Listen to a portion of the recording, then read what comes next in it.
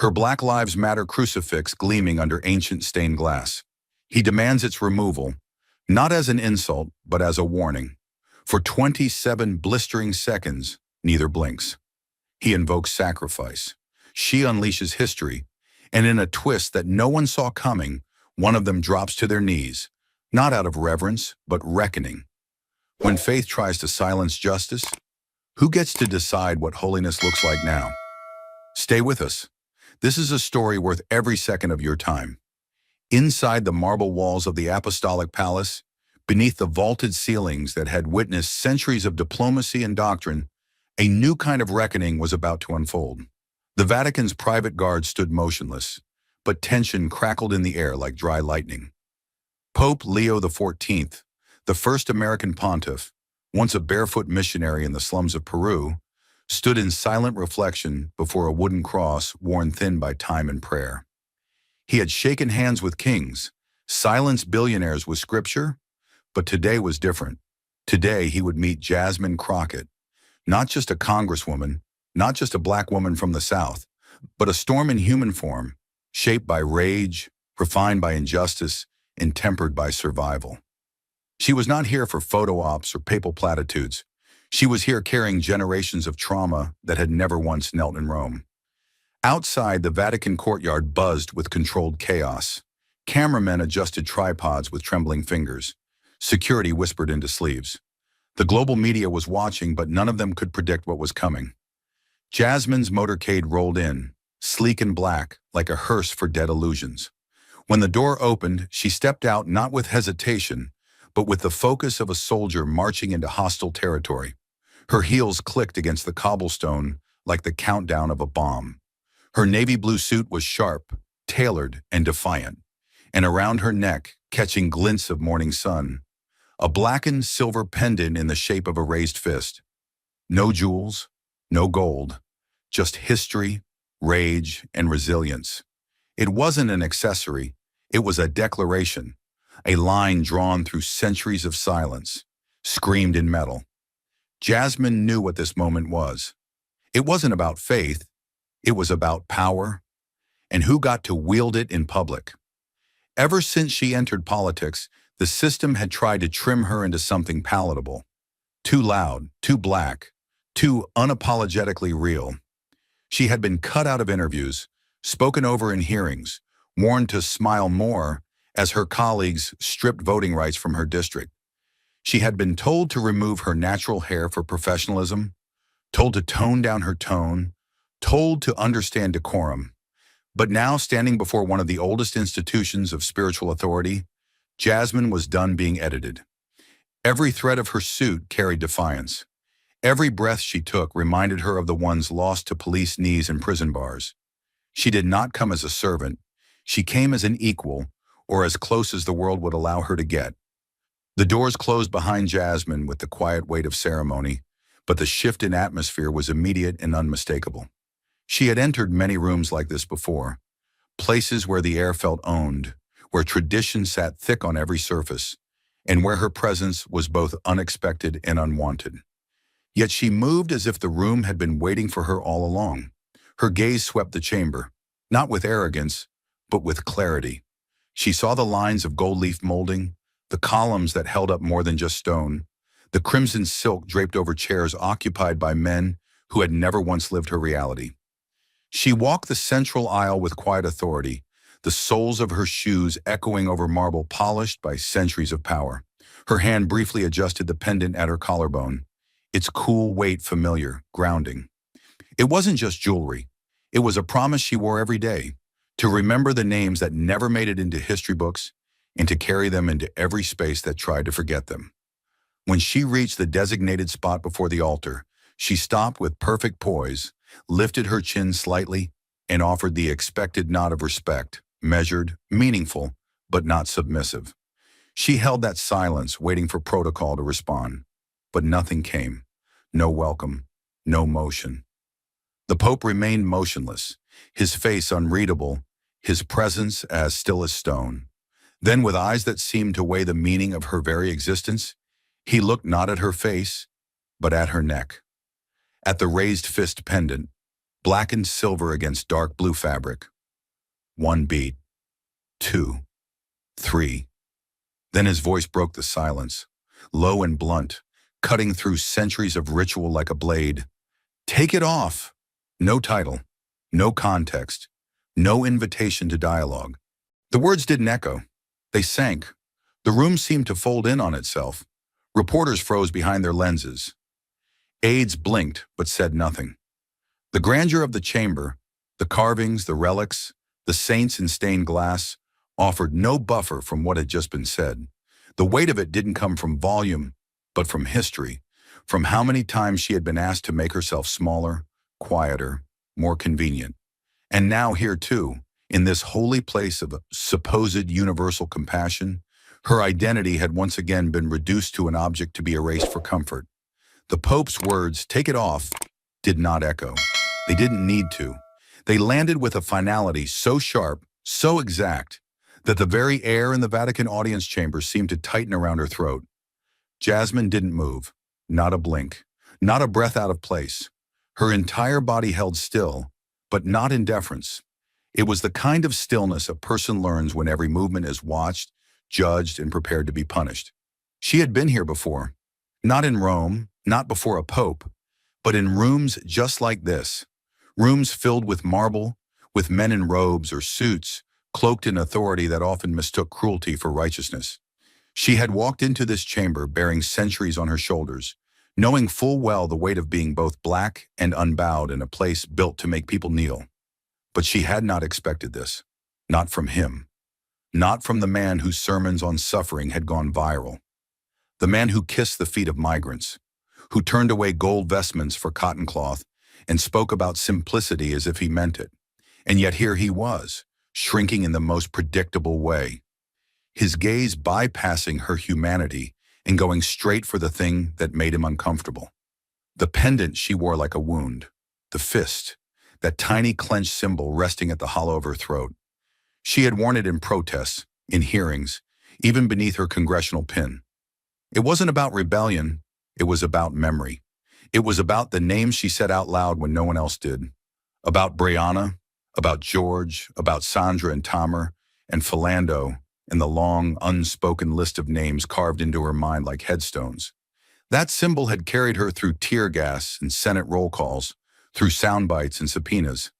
And now the Pope wanted it gone. No explanation, no dialogue, just an order. The silence in the room wasn't holy. It was strategic, calculated. Everyone was watching to see how she would respond, whether she would bend, whether she would apologize for daring to bring the story of her people into this cathedral of empire. But Jasmine remained still, not out of obedience, but out of recognition. She had heard those words before. She had felt that gaze, and before her body could even process the sting of the present, her mind reached back, snapped back, to the very first time. She was 8 years old. The church in South Dallas was small, hot, and packed every Sunday with black families in their best clothes and best hopes. Jasmine remembered the smell of wood polish on the pews, the way the choir's voices bounced off the high ceilings like sunlight. That morning, her mother had taken extra care. Jasmine's hair had been freshly washed, oiled, and braided into 12 neat cornrows, each finished with a pink bead that clicked softly when she moved. It had taken hours. Her scalp still tingled, but she had smiled in the mirror, felt proud, felt pretty, felt ready. They arrived early, as always, taking their usual seats on the right side near the stained glass window of the Good Shepherd. Jasmine held her children's Bible tight against her chest. She liked this place. She liked the songs, the rhythm, the way the women said, "Amen, baby," when the pastor said something good. But halfway through the sermon, it happened. A woman in a large feathered hat leaned forward, whispered into the usher's ear, and pointed directly at Jasmine. Moments later, a man in a gray suit approached their pew. He bent down with a smile that didn't touch his eyes. "Sweetheart," he said, too softly to be kind, "your hair is distracting. It's not appropriate for worship." At first, Jasmine didn't understand.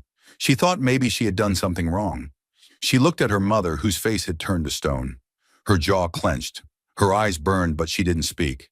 The usher gestured again, firmer this time. We're going to need you to step out, just until service is over. Jasmine was pulled gently but unmistakably from her seat, her beads clicking like tiny accusations in the hallway's quiet. She remembered the way the sun hit the church floor through the front door as it closed behind them. Her mother didn't cry. She just gripped her daughter's hand harder than usual, walked them to the car in silence, and drove away. That was the day Jasmine learned something no child should have to learn. You can love God but still not be welcome in His house. And now, standing in the most powerful house of them all, she was being told, again, that who she was made someone else uncomfortable. Not her words, not her actions, just her presence, just the symbol that said, I belong to those you forget. She could hear her heartbeat pounding in her ears. Her skin burned, not from shame, but from the friction of restraint. She had fought too hard to still be fighting this. She had survived too much to still be expected to disappear. Her hands remained at her sides, but she felt them wanting to rise. Not to touch the pendant, not yet, but to hold the weight of that memory, to steady herself beneath the crushing truth that even here, in the seat of global faith, the demand for conformity outweighed the invitation to grace. And still she did not move. Because she wasn't just standing there as Jasmine Crockett, member of Congress. She was standing there as the little girl with pink beads who had to walk out of a church so someone else could stay comfortable. She was standing there for every little black girl told to change her hair, her tone, her volume, her clothes, her faith. Told to take it off, tone it down, sit in the back. And even if her hands trembled, her spine did not. This was not new. This was confirmation. And that truth, silent, ancient, undeniable, filled her chest with something far heavier than air. The silence stretched long after the words had landed. But Jasmine remained rooted, not frozen, rooted, as if her body had anchored itself into the marble beneath her feet. She could feel every eye in the room, not just watching her, but waiting on her. The Vatican audience chamber, built for proclamations and ceremony, had been cracked open by something raw and unplanned. Yet she made no move, no shake of the head, no folded arms, no dramatic breath. She did what centuries of women like her had done. She held still long enough to read the room for what it truly was. This wasn't just about a necklace. It never had been. It was about permission, whether she was allowed to carry her truth into sacred space without apology. The command to take it off wasn't just directed at the metal around her neck. It was aimed at her very being. And yet, Jasmine didn't retaliate. She didn't lecture. She didn't give the chamber the outburst it was quietly bracing for. What she gave was far more devastating. A question. Her voice, when it came, was low. Not weak, but controlled. Not trembling, but honed. It had the weight of courtroom arguments and midnight vigils, the cadence of someone who had spoken truth in rooms designed to silence her. And still, it carried no venom, only precision, only pain sharpened into discipline. She lifted her gaze, steady, direct, and asked, Your Holiness, may I ask, why? 9 words, that's all. But in a room where everything was rehearsed, those words hit like a siren in a monastery. She didn't say them for effect. She didn't say them to trap him. She said them because she deserved an answer. Because people like her had spent centuries being told what to remove, to hide, to erase.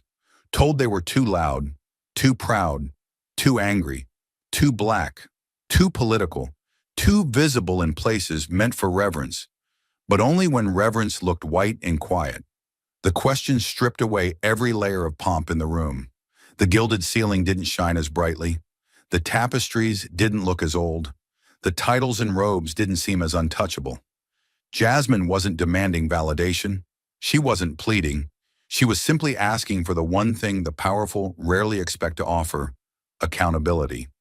Jasmine's question, measured, calm, piercing, hung in the air like a stone dropped into still water. The ripples had reached every corner of the room, but Pope Leo XIV did not respond. He didn't flinch, didn't blink, didn't meet the challenge head-on with theology or authority. Instead, he turned away from her, not with arrogance, not with dismissal, but with something quieter. older, like a man walking back into a memory that had never stopped living beneath his skin. The entire chamber watched as he stepped away from her and moved slowly toward the altar. His hands, aged but steady, rested briefly on the white linen that draped the surface. And then, with reverence but no ceremony, he reached down and lifted a wooden cross. It was rough, unpolished, weathered with time. The kind of object that did not belong in a place like this. Not among marble and gilded ceilings and robes stitched with gold. The cross had knots in the grain, a slight crack along its horizontal beam, and edges that had been worn smooth by hands far rougher than his. It looked out of place. It looked alive. For a moment, he just held it. His thumb brushed across the surface, not as a gesture of display, but of remembrance. And when he finally spoke, his voice was not that of a pontiff. It was quieter, more human. It was the voice of a man who had once listened more than he spoke. "I didn't become a priest in Rome," he said. "I became one in the back streets of Peru." He didn't look at her yet. His eyes stayed on the cross. The air in the room remained taut, waiting for whatever came next. "There was a woman," he continued slowly. "Her name is not in any book. You will never read about her. She had 4 children, a husband, a home made of mud and corrugated metal." His words were steady, but his hands tightened ever so slightly on the cross. "A storm came," he said. "It rained for 6 days. On the 7th, her hillside collapsed. Her house vanished beneath the earth. She tried to dig. With her hands, with a pot lid, with a stick. She clawed through mud until her fingers bled." He finally raised his eyes, not to the press, not to the cardinals, but to Jasmine. "She didn't save them," he said. "All of them gone. Her husband, her babies, all of it. And when I found her, she was sitting in what was left of the road, holding this." He lifted the cross slightly, just enough for everyone to see it, but his eyes stayed locked on Jasmine. "I said nothing. I had no words that could meet her pain, no scripture that could replace what was lost. I expected her to be angry, to blame, but she didn't. She held this cross out to me, put it in my hands, and she said," his voice dropped just slightly, "Don't wear it, Padre, carry it." The words settled into the space like a final note in a requiem. "She carved it herself," he added softly. "After the storm, she had nothing, but she still made something." He turned the cross slightly in his hands, showing its imperfect edges, its raw surface. "This is not sacred because it is beautiful," he said.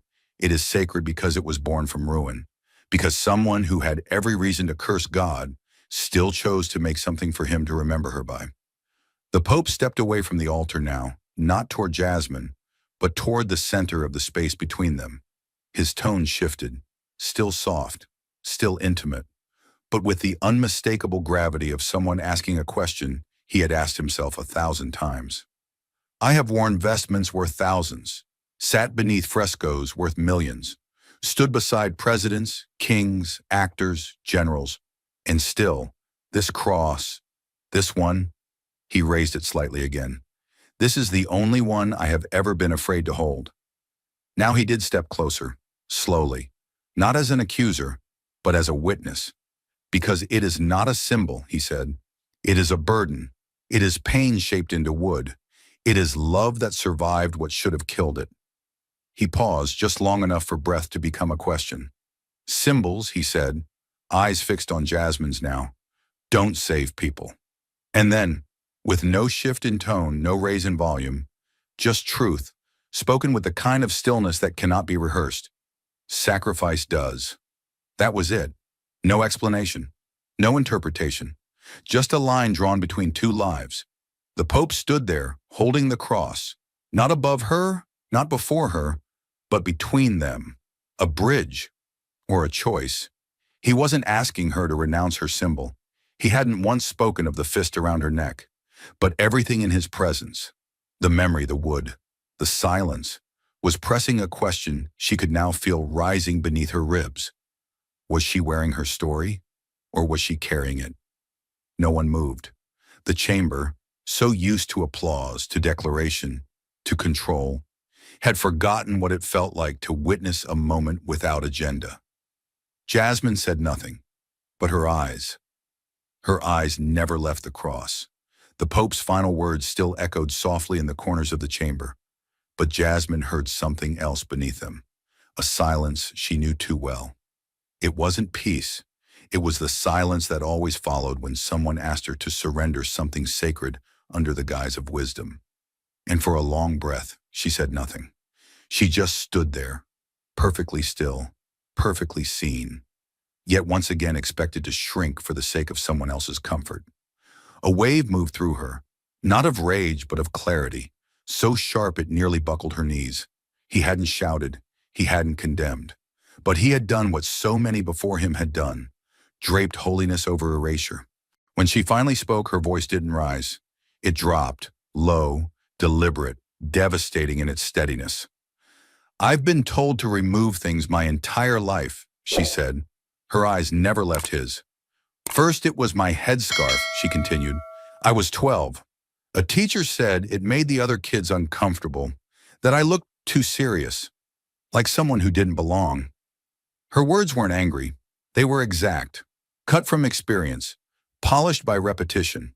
"They told me my name was too long, too difficult, so I shortened it, just to make roll call faster, just to make their mouths more comfortable." A pause. "They told me my voice was too aggressive, my hair too political, my truth too loud." Her hand lifted gently to the pendant at her chest, not as defense, but as memory. "And now, it's this," she said. "Now it's my symbol of freedom that's too much?" Her throat tightened, but her face remained composed. There was no performance here, no outrage, only the quiet strength of someone who had been asked over and over again to compromise her identity in exchange for approval, and was no longer willing to play by the rules of that transaction. "I've been reshaped so many times by systems that couldn't hold the shape of me," she said. "But this," she nodded toward the fist, the blackened silver pendant still catching the soft Vatican light. "This was never about decoration. This is a wound I wear out loud. And every time someone asks me to take it off, what they're really saying is, 'We don't want to see what made you.'" There was no applause, no gasp, just the weighted silence of a room witnessing the unspeakable finally spoken. Pope Leo XIV stepped forward, but not to counter, not to calm, to listen.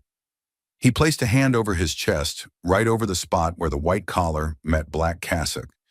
His gesture was neither dramatic nor hollow. It was steady, intentional, and for the first time in that room, deeply personal. "You are not being asked to surrender who you are," he said, his voice low but unwavering. "I am asking you, inviting you, to step deeper into what that identity is truly for." He let the silence linger, not out of hesitation but out of respect. "You have carried symbols your whole life, symbols that speak of pain, of pride, of protest. But beyond the symbol there is a burden not everyone is willing to carry." He nodded slowly, not toward the pendant, but toward her, her whole presence. "That burden," he said, "is not to be visible. It is to be transformational, not to be seen, but to be felt by those who cannot yet see." He paused once more, eyes locked with hers. "Beyond the form," he said softly, "is the act. Beyond what you defend is what you live. And in that stillness, no banners, no crowds, no chants, what passed between them was not a correction, but a reckoning. Not a demand, but an invitation. Not erasure, but a challenge to embody her truth with even more depth than before. That was the line now before her, not between compromise and defiance, but between representation and radical lived commitment. The air had shifted, not like a breeze, but like the pressure before a thunderclap. Jasmine stood in the center of the Vatican's audience chamber, where every inch of marble whispered history, where every eye, some hidden behind lenses, others behind centuries of expectation, now turned to her. Pope Leo XIV's words had been soft, almost gentle, but Jasmine heard them for what they were. Not an order, not a threat, but something more dangerous. A test of how far she was willing to go for what she believed. A test dressed as invitation. She hadn't flinched when he spoke. She had known rooms like this. Rooms where silence was a weapon and stillness a trap. But this one felt different. The wound ran deeper because it came not from politics, not from media, not even from law. It came cloaked in the very language of sacrifice. It came from someone who claimed to understand. And still, he had asked. The cameras didn't click, not yet. But she could feel the press leaning in. CNN, Reuters, BBC, all waiting, all measuring her next move like it was a headline. They weren't here for meaning. They were here for a moment, for an image they could spin into submission, into surrender. They saw her as a symbol, loud, proud, polished. They wanted to catch the instant she folded. But Jasmine Crockett had never been built to fold. She had been built to carry. Her body did not tremble, but her breath slowed. The space around her narrowed. Not because she was uncertain, but because she was preparing. And in that narrowing silence, she raised her hand, not to point, not to protest, but to touch. Her fingers found the pendant. The blackened silver fist rested just below her collarbone, cool against her skin, heavier than its size should allow. For years it had been her armor, not flashy, not adorned, just shaped by history. It had marched through Ferguson. It had sat silently beneath Senate lapels. It had been with her in courtrooms, in churches, on the floor of the House. It had caught her tears when cameras weren't looking. It had warmed under her skin as she whispered names no one remembered anymore. And now she was being asked to let it go. Her thumb traced its edge slowly, as though remembering every person who had never been allowed to enter a room like this, who never would. She thought of her great-grandmother, born in a shack with no birth certificate, of her uncle beaten by police for fitting a description, of her mentor who died fighting for a housing bill no one ever passed, of the girls who'd been expelled for braids, of the mothers who'd been silenced in custody hearings, of the names that never made the news but lived on in the quiet thunder of her resolve. She thought of them all, and she breathed, one long, deliberate exhale, not to let go, to let in. To let in the possibility that maybe, just maybe, there was a form of faith deeper than form itself. Then without ceremony, without speech, she unfastened the clasp at the back of her neck. Her movements were steady. She didn't hesitate. She didn't break eye contact. She didn't soften. The cameras began to flicker again, flashes like static in the corner of her vision. But she didn't look at them. She didn't perform. She just took the chain in her hand, lowered it slowly, and stepped forward. The altar was only a few feet away, but the walk felt longer. It always did when you were crossing between who you'd always been and who you might need to become. When she reached the linen-draped surface, she paused, not to reconsider, but to make sure her hands were steady.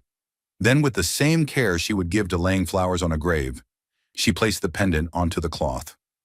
The metal made a soft sound, a click, barely audible but final. Not a surrender, a statement. She stepped back, just one pace. Her spine remained tall, her face unreadable. The silence behind her, reporters, cardinals, aides, tightened into expectation, but she didn't turn toward them. She turned toward him. Pope Leo XIV stood unmoving, the wooden cross still in his hand, the lines of his face unreadable. His eyes were watching her, but not in judgment, not even in curiosity, in recognition. As if for the first time he was not seeing a politician or a symbol, but something else entirely. Jasmine met his gaze and spoke, not loudly, but with a clarity that cracked the air. "If I take this off," she said, "then Your Holiness, will you kneel with me?"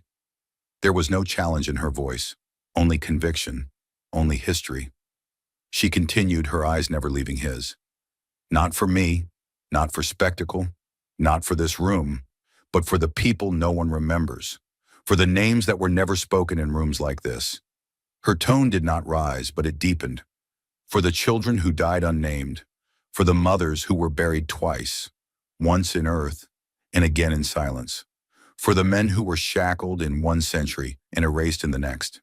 She took another breath. Each word she spoke did not ask permission. Each word came from beneath generations of denial. "Kneel with me," she said, "not for performance, not to bless what is easy, but to grieve what has been forgotten, to stand, by choosing to fall, to your knees." The room was utterly still. Reporters stopped writing. Cameras stopped flashing. Even the aides and clergy along the walls lowered their eyes, not out of shame, but because something sacred had passed between these two figures, a reckoning that cut deeper than politics, deeper than religion. Jasmine stood, the altar between them, her chest rising and falling, not with exhaustion, but with release. She had not backed down. She had not yielded. She had redefined the terms of the room. She hadn't removed the pendant because she was told to. She had removed it to reveal something more dangerous than protest, a question that demanded action, not from her, from him, and now all that remained was the answer. And in that moment, silence became a character in the room, thick, present, undeniable. The Pope gave a slow, deliberate nod. Jasmine, without hesitation, mirrored it. No words, just gravity. The chamber no longer felt like a room. It felt like the center of something ancient and trembling. Marble, centuries old, reflected no spotlight now. The overhead light dimmed into shadows that seemed to lean in. As the Pope moved, the silence deepened. Not ceremonial, sacred. He turned to face the altar, his steps slow but grounded, like a man walking towards something weightier than tradition. And there it lay, her pendant, the Black Lives Matter fist, placed beside the rugged wooden cross of a Peruvian widow's loss. No guard stood behind them now. No protocol dictated the next move. All the power in the world rested not in a crown, not in a staff, but in a decision made without coercion. Jasmine watched him kneel, his white robes brush the stone. The sound of his knee touching the ground was barely audible, but in her chest it thundered. Jasmine followed, her body lowered, slow and deliberate, not out of defeat but out of defiance to a different kind of pride. The pride that shouts when silence is needed. Her knees met the stone floor, cold and unpolished. But she didn't flinch. She had knelt on harder ground before, in protest lines outside courthouses, in cemeteries holding mothers who'd buried sons, on city sidewalks stained with names written in candlelight. This was different. This was not confrontation. This was communion. For a long moment, there were no voices, no Latin prayers, no grand pronouncements. Just the sound of two people breathing, one old, one young, one robed in papal white, the other in congressional navy. Two worlds kneeling beside two symbols, beneath one brutal truth. The world forgets its wounded. And then the whisper came, not from her, from him. "May we have the courage," the Pope said, his voice barely threading through the stillness, "to live our faith, even when it earns us nothing." The words caught in Jasmine's throat, not because she disagreed, but because they named the cost she'd paid her whole life. She had always been bold, visible, impossible to ignore. Her identity was her resistance. But now, here, the silence asked something else of her, not less passion, but more depth. She looked down at the cross, splintered, aged, forgotten-looking, and then at the pendant she had placed beside it. The difference between the two was not belief, it was time. One was made of metal and rage, the other of wood and grief, both sacred, both real. But only one had been passed hand to hand in a village where no cameras ever arrived. Only one had been given by a woman who lost everything and asked for no audience in return. Jasmine closed her eyes, and into that darkness, memory crept in. Her first protest at 14, standing in front of a police station with her mother. Her law school graduation, where no one said her name right, even on the stage. Her first speech in Congress, ignored by half the room. The late nights reading civil rights case files, feeling every scar not in her skin, but in her voice. And now this moment, kneeling not to give up the fight, but to recognize its sacred weight. The Pope hadn't told her to remove her identity. He had shown her what it meant to carry something ancient without spectacle. She felt a tear, not of surrender, but of understanding, the kind that comes when a warrior lays down the shield, not to retreat, but to go deeper than the battle line, deeper than applause, deeper than performance, into the part of justice that has no audience. And that perhaps was the point. The world had always told her that if she wasn't loud, she'd disappear. But here, kneeling, she realized something terrifying and liberating. You don't have to be seen to be faithful. You don't have to be loud to be lasting. You don't have to win the crowd to honor the truth. Her lips parted, and in a voice that trembled only because it was real, she whispered, "Let it not be for cameras, but for conscience." The Pope didn't respond. He didn't need to. He bowed his head lower. Jasmine did the same. No one stood first. No one ended it. And in that stillness, beneath history, beneath dogma, beneath centuries of division, something holy unfolded. Not victory, not conversion, but reverence. Two souls kneeling beside two symbols, not erasing difference, but holding it in silence and calling it sacred. And when the echo of their silent prayer faded into the stones, it didn't end there.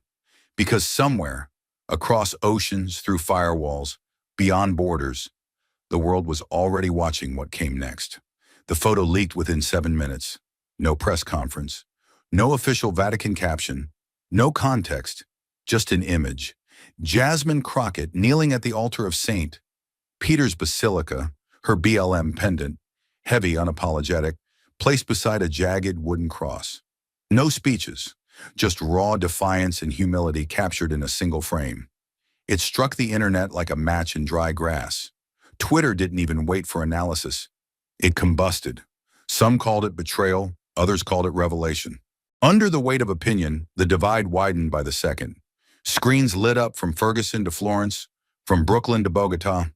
Commentators, clergy, influencers, everyone rushed to interpret what had no caption. News anchors stitched together rush panels. Digital theologians debated its orthodoxy. Political pundits dissected her silence like it was a soundbite. But none of them had been in the room when the silence fell. In South Carolina, a conservative columnist labeled it a calculated stunt to soften her radical brand. In Portland, an activist live-streamed in tears. "She left us," just like the others who get too close to power. In Dallas, where Jasmine first marched at 12, a muralist added a crack through her painted likeness. But then, cutting through the frenzy, came a voice no one expected. Reverend Elijah Moore, 68 years old, pastor of Ebenezer Baptist South in Atlanta, didn't log on to TikTok. He walked into his church, pulled his mic off its stand, and looked straight into the congregation like a man with no need for algorithms. His voice was hoarse, the way age and righteousness often sound when braided together. "I saw what she did," he said, "and I'll tell you what I saw." He paused. "I didn't see surrender. I saw evolution." A long silence. She didn't walk away from the fire. She walked through it without the applause. She didn't bow to a man. She bent with the weight of legacy. And then he looked up, eyes misting but steel in tone. She went further than anger. She found purpose. That clip, all 2 minutes of it, hit the internet hours after the first backlash wave and shifted something tectonic. No trending caption, no slick production, just a man's voice, honest and grave, cutting through the noise like gospel through gunfire. And the streets listened. Still, the storm was far from over, because with every hour came a new verdict. She's been co-opted. She compromised. She matured. She transcended. She forgot us. She carried us. Black Twitter fractured like tectonic plates. Some said she'd been lured into the Vatican's ancient machinery. Others said she cracked it open from inside. A former protest leader from Oakland wrote a blog titled "The Difference Between Silence and Surrender." It went viral. In it, he wrote, "The movement has always been more than marching. Sometimes the bravest thing you can do is kneel without cameras and still mean it." But the attacks kept coming. Memes mocked her gesture, comparing it to celebrities who apologized for past tweets. Anonymous accounts posted photos of her with previous protest signs, one labeled "unapologetically angry," asking, "Where's that Jasmine now?" Even allies felt confused. One former staffer texted another, "Did we just lose her? Or did she just become what we were fighting for?" In Washington, D.C., the silence of lawmakers was deafening. Not one official statement, not one resolution of praise or censure. They were all waiting to see which way the crowd moved. Meanwhile, Jasmine said nothing. No tweets, no threads, no interviews. Instead, the only response came from a brief press inquiry when a reporter shouted across a Senate corridor, "Ms. Crockett, do you regret the gesture?" She turned only briefly and replied, calm and precise, "Not everything sacred needs explaining." The video lasted 5 seconds. It hit 1.2 million views in 3 hours, and the world still debated. But somewhere deeper, in small corners of the world where symbols cost more than votes, the gesture landed differently. In Uganda, a girls' school held a moment of silence. Their chapel hung both the cross and a printed image of Jasmine's pendant side by side. No explanation, just solidarity. In a prison chapel in Louisiana, a chaplain showed inmates the image and asked, "What would it take for you to lay something down and still walk away stronger?" In Harlem, an elderly woman lit a candle outside a shut-down church. She placed a handwritten note at its base. It read, "She didn't kneel to a man. She knelt to a memory." And in Florence, Italy, of all places, a nun painted the moment in oil. Jasmine kneeling, eyes closed, shadowed by stained glass light. She titled it, "Dignity Unscripted." Through it all, Jasmine remained out of sight. But what she started, what that single motion cracked open, was now beyond her hands. Because sometimes the most revolutionary act isn't shouting louder. It's choosing how to be still. The return flight from Rome had been silent. No entourage, no headlines. Just Jasmine Crockett, seated by the window, staring into the dark curve of the Atlantic. She didn't sleep. She didn't even close her eyes. Something far older than exhaustion had settled in her bones. Like she carried not just a wooden cross from the Vatican, but the weight of every voice that never made it into the halls of power. She replayed the encounter with the Pope in her mind, not because she doubted what she did, but because she needed to rehearse it. Like a scar you keep touching, not to reopen it, but to remind yourself it's real. She hadn't removed the Black Lives Matter pendant in shame. She had placed it on the altar to demand something more sacred than symbolism, and now she was returning home, not to soften her message, but to deepen it. 3 weeks later, Justice Through Grace was born. It wasn't a campaign. It wasn't a think tank. It was a movement without billboards, without donors, without slogans. A series of intimate town halls in neighborhoods scarred by over-policing and under-listening. Legal clinics run out of church basements. Restorative justice circles held beside prison walls and school gymnasiums. It was messy, unpolished, and deliberately spiritual in a way that made both Washington elites and media strategists uncomfortable. The premise was simple. The fight for justice didn't end in the courtroom, and it didn't begin there either. It began in the soul, and it had to heal there too. But not everyone understood, and not everyone wanted to. On a sharp Thursday morning in March, Jasmine stood before the Senate Subcommittee on Community Reintegration and Criminal Sentencing Reform. The hearing was meant to be routine until she made it unforgettable. She had just finished laying out her plan to partner public defenders with faith-based organizations to reduce recidivism rates when the attack came. Senator Wickham, an old political relic from Arizona, leaned forward with a half smile that reeked of contempt, polished by decades of unchecked power. "Congresswoman Crockett," he drawled, tapping a pen against his gold watch, "if I wanted to hear a sermon, I'd go to church. What we need is data, not doctrine." There it was, a cold, calculated dismissal meant to reframe her as emotional, as irrational, as unprofessional. A black woman with too much conviction, too much soul for a room allergic to both. The comment was aimed not just to silence her, but to define her. And for a split second, even the cameras tilted forward, as if sensing a public unraveling. But Jasmine didn't flinch. She reached into the inner lining of her blazer. Her fingers brushed the rough edge of something ancient, something not made for display, but for memory. Slowly, deliberately, she pulled out the wooden crucifix the Pope had placed in her hands. It wasn't shiny. It wasn't dramatic. It was chipped in one corner, still bearing the faint scent of desert soil and candle smoke. She placed it quietly on the microphone stand. The entire chamber seemed to lean closer. "I'm not preaching," she said. eyes fixed not on the senator, but on the symbol between them. Her voice didn't rise, it didn't crack. It didn't need to. I'm remembering. The silence swallowed the room. I remember what it's like, she continued, to be 13 years old and told my natural hair was too distracting for a public school. To be 23 and stopped for a broken taillight that didn't exist. To be 30 and still explaining why grief isn't the same as anger. 1 heartbeat. 2. This, she gestured softly toward the cross, was given to me not to wear, but to carry. It was carved by a woman who lost her husband and 2 sons to a drug war not of her making. She told me, "Don't let this become decoration. Let it remind you that justice should cost something." And it has. A murmur rose from the back of the room, but she wasn't finished. "You want data?" she said, turning back to the senator. 71% of incarcerated people in this country were once suspended from school. That's not just policy, that's trauma. And if we don't treat it with the full weight of humanity, including faith, forgiveness, and dignity, then we're not solving problems. We're just moving pain around.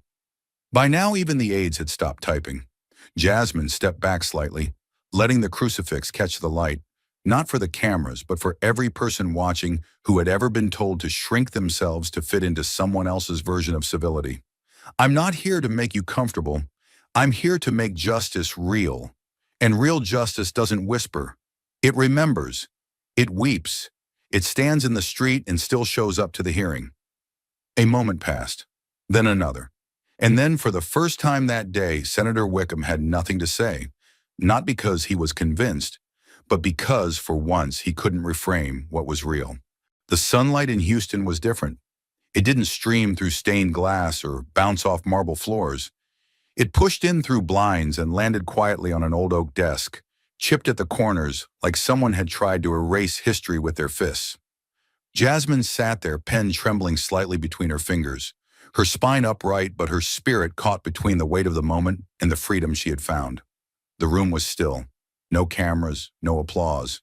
Just the scratching of ink on paper and the slow rhythm of her breath as she wrote to the only man who had dared to meet her defiance not with condemnation, but with a question that forced her to go deeper.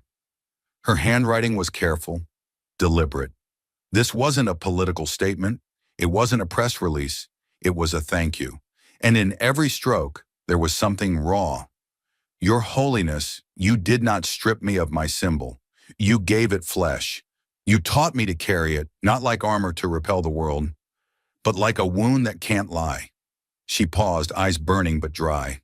Then the final sentence emerged, almost as a whisper. You didn't ask me to surrender. You asked me to live the symbol until it breathes. She folded the letter slowly, as if sealing something sacred. No fanfare followed. No aides rushed in. She stood, grabbed the simple wooden cross from the shelf beside her, and walked out without her security detail. Just Jasmine and the weight of what she had learned. Blocks away, a forgotten chapel sat between a laundromat and a liquor store, its paint peeling, its signs sun-bleached into illegibility. Most drove past it, but Jasmine didn't. She pushed open the creaking door, stepped inside, and let the silence meet her like an old friend. The altar was bare. No gilded relics, no booming organs, just splinters of light falling on dust. She walked forward, each step echoing louder than the last, and placed the cross down, not on a velvet cloth, but directly onto the floor. She didn't kneel to be seen. She didn't pray to be heard. She simply crouched beside it, sleeves rolled up, and pulled a basket of food and toiletries from her bag. Then another, and another. An hour passed, then 2. Children from the shelter next door wandered in. A woman with a black eye asked for help reading a form. Jasmine sat beside her and filled it out. No titles, no sermons, just hands doing what mouths could never finish. And outside, as dusk folded over Houston, someone snapped a photo through the cracked window. A congresswoman, a wooden cross, and a moment that wasn't meant to be captured. It was meant to be lived. The camera never captured what Jasmine whispered in that old church, but the echo of her presence lingered in every dusty corner, as if justice had finally traded its megaphone for a heartbeat. And from that silence, a human truth emerged, uncomfortable, raw, and impossible to look away from. There are moments when the world demands a symbol, a soundbite, a spectacle. But what it actually needs, what it forgets to ask for, is someone who will bleed quietly and keep walking. Jasmine learned that lesson, not on a grand stage, but on her knees beside the forgotten. And in that stillness, she understood. Justice was not the roar of the crowd, nor the clash of ideologies. It was showing up when no one was watching. When she laid her necklace on the altar, the world screamed betrayal. But what they didn't see was that she hadn't abandoned the fight. She had changed its form, from fire to light, from shouting to listening, from symbol to sacrifice. For years, Jasmine had been told that power comes from volume, that the louder you speak, the more righteous you must be. But now she saw it clearly. Real power was not in the volume, it was in the cost. Every scar she carried had become a line in a sacred text that no one ever bothered to read. And when the world labeled her too loud, too black, too angry, they were simply terrified of what a woman looked like when she no longer needed their permission to exist fully. The tragedy wasn't that she'd been silenced. It was that for so long they thought that was possible. She remembered being 8 years old, hair braided tight, escorted out of church because her hair was inappropriate. That day they tried to tell her that faith had a dress code. Now, decades later, another church tried to tell her that justice had one too. And yet, this time, she didn't cry. She didn't run. She stood, because she realized she'd never been fighting to be included. She'd been fighting to expand the table, to tear down the velvet ropes around truth. The cross she carried now wasn't made of gold. It didn't shine under cameras or match her outfit. It was splintered, heavy, and real. It smelled like the hands of the woman in Peru who carved it. It felt like the floor of a prison cell in Dallas. It whispered every name lost in silence. Tamir, Brianna, Sandra, and she didn't wear it for approval. She bore it because it reminded her of what change really costs, and of why so few are willing to pay it. In the months that followed, reporters tried to dissect her gesture. Politicians tried to twist it into weakness. Activists either praised her or cursed her. But Jasmine stayed still, because she'd learned that when your spine is built from truth, you don't need the world to applaud you. You just need to keep moving. She spoke less in interviews but more in action. She showed up in churches with no denominations, in courthouses with no press, and whispered faith into places that had been abandoned by it long ago. One night, a young girl approached her at a food bank. She couldn't have been more than 9, hair in tight braids, quiet, watching. When Jasmine knelt to hand her a box, the girl didn't say thank you. She just touched the wooden cross around Jasmine's neck and whispered, "Does it hurt?" Jasmine smiled, not with pity, but recognition. "Only when I forget why I'm carrying it." The girl nodded, took the box, and disappeared into the cold night. And Jasmine stood there shivering, but warm in her conviction. She had just handed off her most important sermon without saying a word. In a world obsessed with winning arguments, Jasmine had chosen to win people, not with slogans, not with debates, but with presence, with sacrifice, with the radical act of refusing to harden. And it cost her. She was mocked, misquoted, misunderstood. But she was no longer afraid, because she knew. Some revolutions are not televised. They are passed hand to hand, soul to soul, in the quiet corners of a broken world. The human lesson was never about the necklace. It was about the invisible chains we carry long after the visible ones are gone. It was about unlearning the lie that power is domination and relearning that true authority is earned, not given. Jasmine hadn't abandoned the movement. She had baptized it, in dirt, in prayer, in silence. And in doing so, she reminded a cynical world that grace is not weakness. It is warfare of the highest order. In the final chapter of her journey, Jasmine stood once more before Congress. The same walls, the same glares. A senator leaned forward, trying to provoke her. "Miss Crockett, are you here to preach or to legislate?" She didn't flinch. She reached into her pocket, pulled out the same wooden cross, and laid it flat on the table. "Neither," she said. "I'm here to remember the weight. Silence followed. Not out of fear, but out of something rarer, respect. And when she walked out of that room, head high and step sure, the cameras finally followed. But they were too late. The story wasn't in the hallway. It had happened long ago, in the room with no light, no stage, no applause. Just a woman, a question, and the courage to answer it with her life. The world didn't change in a courtroom. It didn't change in the Vatican. It didn't change in a viral video or a trending hashtag. It changed in a breath. A single, quiet, defiant breath. A pause before action, a calm before justice. And now the world is holding its breath again, watching, waiting for someone else to go first. But what if it's you? What if change doesn't need a stage, a microphone, or a robe? What if all it needs is the one person who refuses to pretend everything is fine? Because the real courtroom is not marble and mahogany. It's your neighborhood school board meeting where a teenage girl's hair is labeled a disruption. It's the bus stop where an old man is searched 3 times because his skin doesn't match the zip code. It's the hospital that charges double because someone doesn't speak the language of insurance. The injustice Jasmine faced wasn't unique. It was familiar. It was systemic. It was ours. She was told to take off a symbol of her freedom to be accepted in the house of holiness, and in return she asked the most dangerous question. Will you kneel with me for the forgotten? That wasn't theater. That was theology in action. That was protest without screaming, courage without spectacle. That was a woman redefining what power looks like. And now it's your turn. Will you carry your own wooden cross, not made of polished gold, but of silent burdens? The ones no one thanks you for bearing? Will you kneel, not in shame, but in clarity, for the child failed by the system you fund? Will you stand, not for attention, but for those who were told to sit down their whole lives? Because justice doesn't come with a jingle or a speech. It comes with hard choices, sleepless nights, and uncomfortable conversations at family dinners.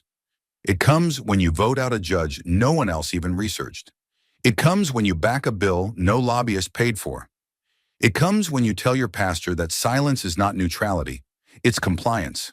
It comes when you stop asking, "What can I do?" and start asking, "What am I willing to lose?" Because Jasmine didn't win by being loud. She won by being unshakably clear. She didn't demand applause. She demanded alignment. She didn't ask for pity. She asked for partnership. And she made the most sacred halls in the world kneel, not to her, but to the truth they had forgotten. The question now is not whether you agree with her. It's whether you're ready to act like she did. Not someday, not when it's safe, but now. Because your silence has weight, your indifference has cost. And every time you scroll past a story like hers and think, wow, someone should do something, that someone is you. It's the teacher who puts Black history on the syllabus, even when the board tells her not to. It's the pastor who trades in comfort for confrontation, because Jesus flipped tables too. It's the nurse who files the report, the lawyer who offers pro bono time, the student who stays after class to question a policy that fails her peers. That's the revolution, not riots, but resistance wrapped in responsibility. This is not a movie. There's no soundtrack, no climactic ending, no credits rolling over your moral dilemma. There's just this moment, this breath, this decision. Do you go back to comfort, or do you go forward into the fire? Because the fire refines, the fire reveals, the fire is where you find out who you really are. And if you've ever said, I would have marched with them, then march now. If you've ever whispered, I would have spoken up, then speak now. If you've ever thought, I would have never let that happen, then stop it now. Because the badge of honor doesn't come from being right. It comes from being ready. Ready to lose a friend to keep your integrity. Ready to confront your boss to protect someone else's job. Ready to sacrifice the invitation to stand with the invisible. You want to honor Jasmine? Don't repost her. Repeat her. Repeat her boldness in rooms that reward compliance. Repeat her clarity in systems that thrive on confusion. Repeat her refusal to choose between faith and freedom, between heritage and hope, between anger and action. Because she didn't throw away her symbol. She activated it. She didn't burn down a system. She exposed its cracks with precision. She didn't wait for permission. She showed what it meant to walk through the storm holding the very thing they told her to drop. And now it's your hands that are empty. So pick something up, a cause, a truth, a name, a burden, and carry it, not because it's your job, but because it's your turn. The Pope is not kneeling today. Jasmine is not testifying today. You are. What will you say when they ask where you were? What will you do when the courtroom isn't on TV, but in your own neighborhood? What will you carry when no one else volunteers? Because if Jasmine taught us anything, it's this. You don't change the world by shouting louder. You change it by kneeling lower, walking further, listening deeper, and never ever mistaking peace for justice. So go. Your silence will not save you, but your courage just might save someone else. This is your summons, not from a judge, not from a priest, but from the part of you that refuses to look away. The trial is every day now, and the verdict is up to you. And when the crowd disperses and the headlines fade, what remains is the choice you made in the quiet. Not the applause, not the outrage, just the truth. That in a world addicted to performance, you chose presence. You showed up, not perfectly, but fully. You walked into rooms that didn't want you. You stayed at tables where your voice trembled, but spoke anyway. You prayed not for ease, but for endurance. Because justice isn't a destination, it's a direction. And every small act, every private stand, every unseen sacrifice, that's the real revolution. Jasmine didn't just carry a wooden cross, she carried a question. Will you? Now the cross is in your hands, it's splintered, it's heavy, it's real, and it's waiting. Thank you for watching until this moment and for standing with us on this journey for justice. Your support means everything. Like, subscribe, and turn on notifications so you never miss what's next.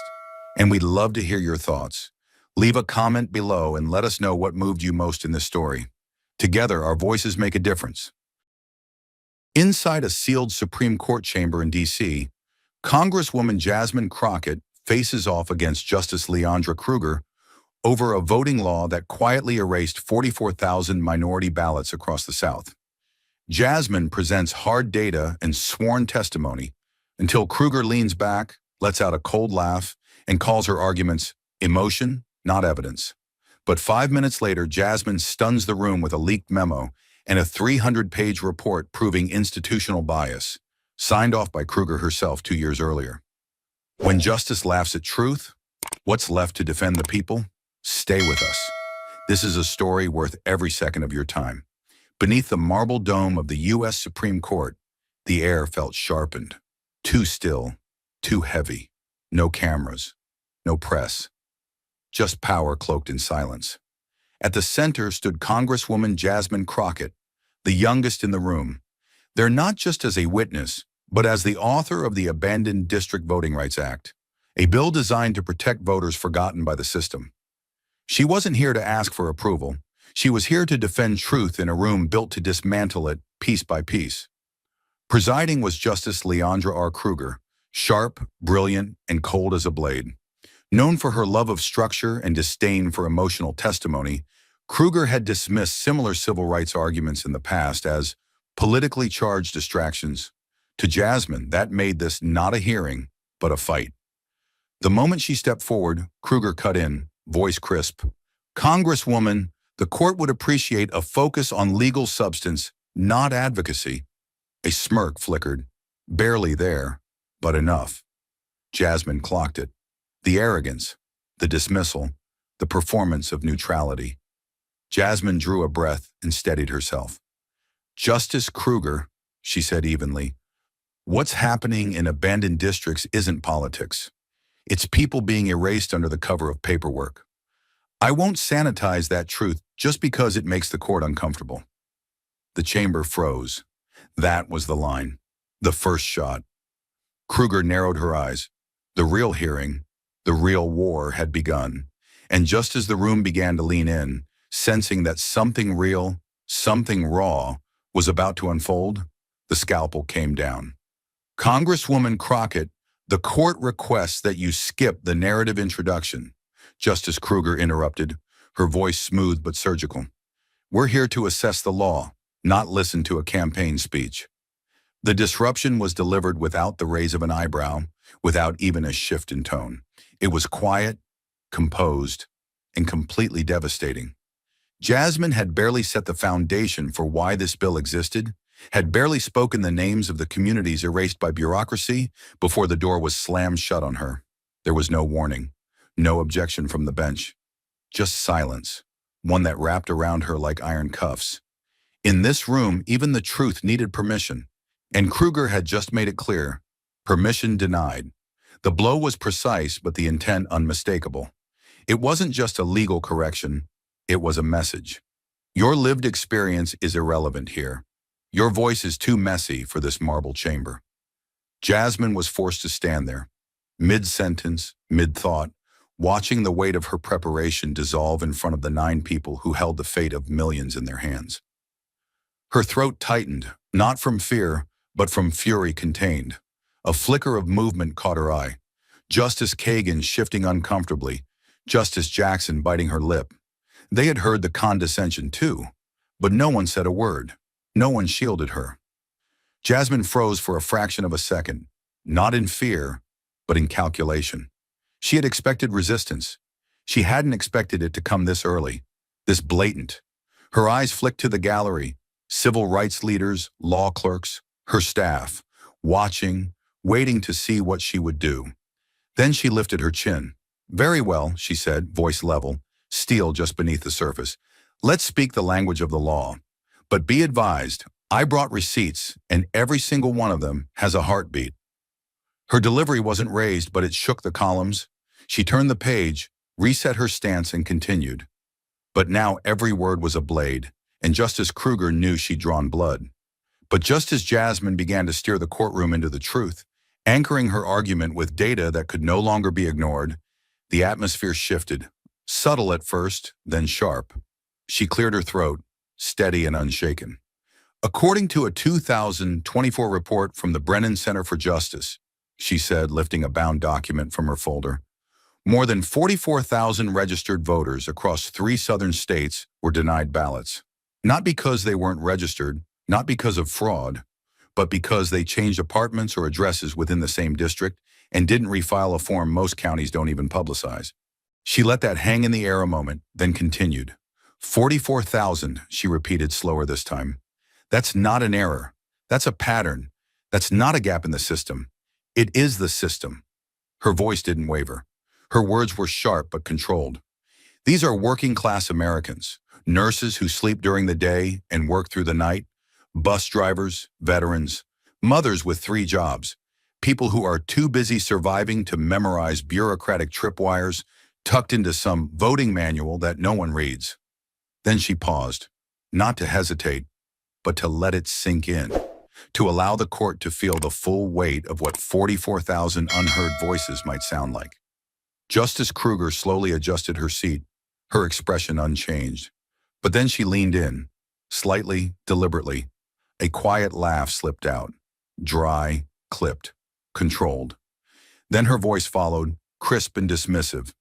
"Congresswoman," Kruger said, tilting her head just so, "the law cannot be rewritten every time someone fails to understand basic procedure."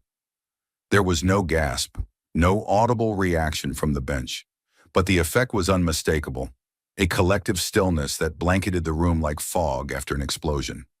It wasn't what Kruger said, but what she meant, that the failures of the system were not the court's concern, that the disenfranchised were not victims, but amateurs, that the law wasn't meant to bend toward justice, but to preserve itself. Jasmine didn't look away, but the back of her neck prickled, not with fear, but with something colder, recognition. She had seen this kind of dismissal before, in smaller courtrooms, in county jails, in voter intimidation cases, but never so polished, never so surgical, never from the nation's highest bench. Around her, tension rippled beneath the surface. Justice Jackson blinked slowly, as if unsure whether to interject.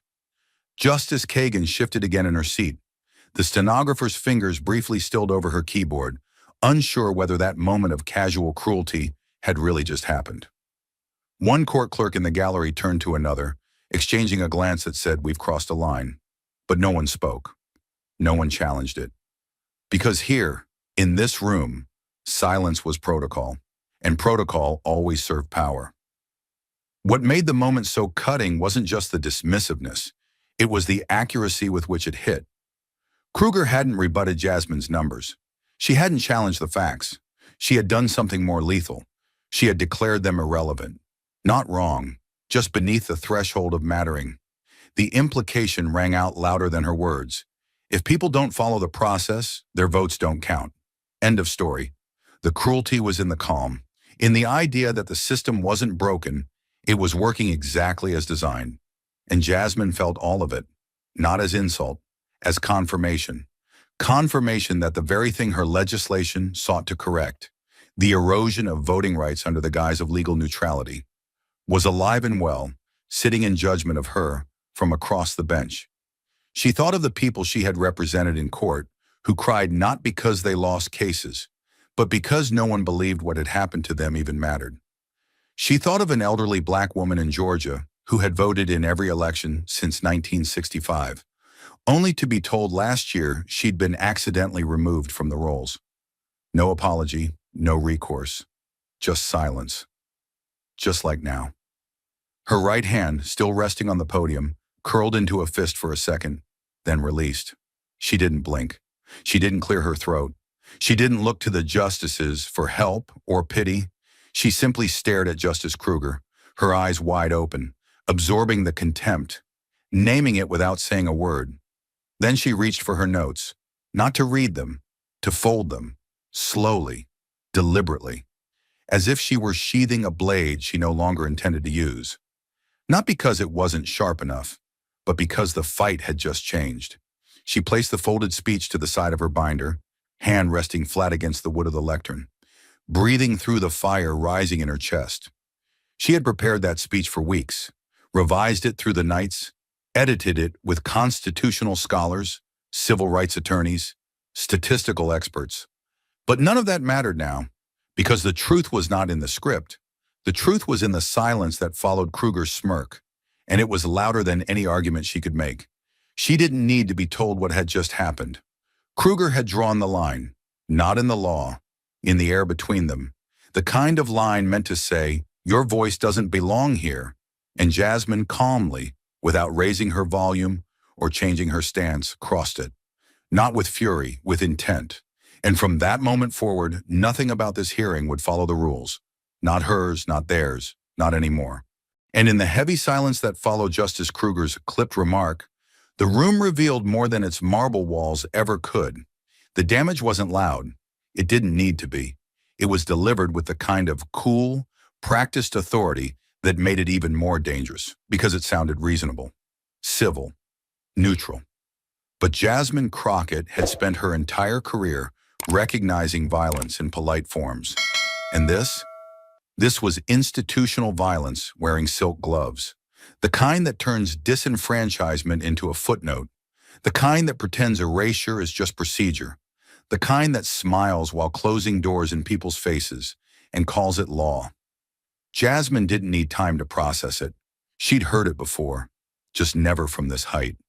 Never with this much insulation. Her hands were still at her sides, but her back straightened slowly, deliberately, until she was standing at her full height. The kind of posture born from years of having to prove, over and over, that she belonged in rooms that were never built for her voice. Her gaze didn't waver. It rose, level, unwavering, and met Kruger's with a force that neither blinked nor bowed. Her face was calm, but there was steel behind her eyes, and it was unmistakable. Jasmine Crockett was not about to play the part of the polite petitioner anymore. Not when the stakes were this real. Not when people's rights were being reduced to administrative errors in front of the most powerful bench in the country. Her voice came low but steady, cutting through the chamber like a slow-burning fuse. "I didn't come here to appease legal theory," she said, her words crisp and measured, spoken not for effect, but for record. "I came to speak for the thousands of voters who have been silenced, not by violence, not by intimidation, but by the quiet, cruel weight of policy dressed up as order. The room didn't move. No chair creaked. No paper rustled.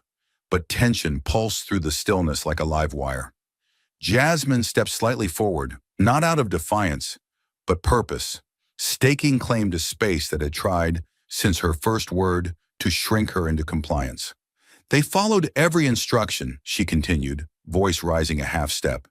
And yet, when they reached the ballot box, they were told they no longer existed because they moved, or their name was misspelled, or their polling place closed without notice. And now this court sits here and asks whether they failed the system or whether the system failed them. She paused, not because she faltered, but because she wanted her next words to land. Justice Kruger, you may call that misunderstanding. I call it betrayal. And if this court cannot see that, then maybe it's not the people who need to be re-educated. Maybe it's the institutions. Her eyes stayed locked on Kruger. No anger, just clarity, the kind that comes from carrying the weight of 1,000 stories no court had ever bothered to read. She wasn't arguing anymore. She was bearing witness. And whether they listened or not, she would not be erased. And if the court still believed that Jasmine Crockett had come armed only with passion, they were about to discover the weight of what she carried.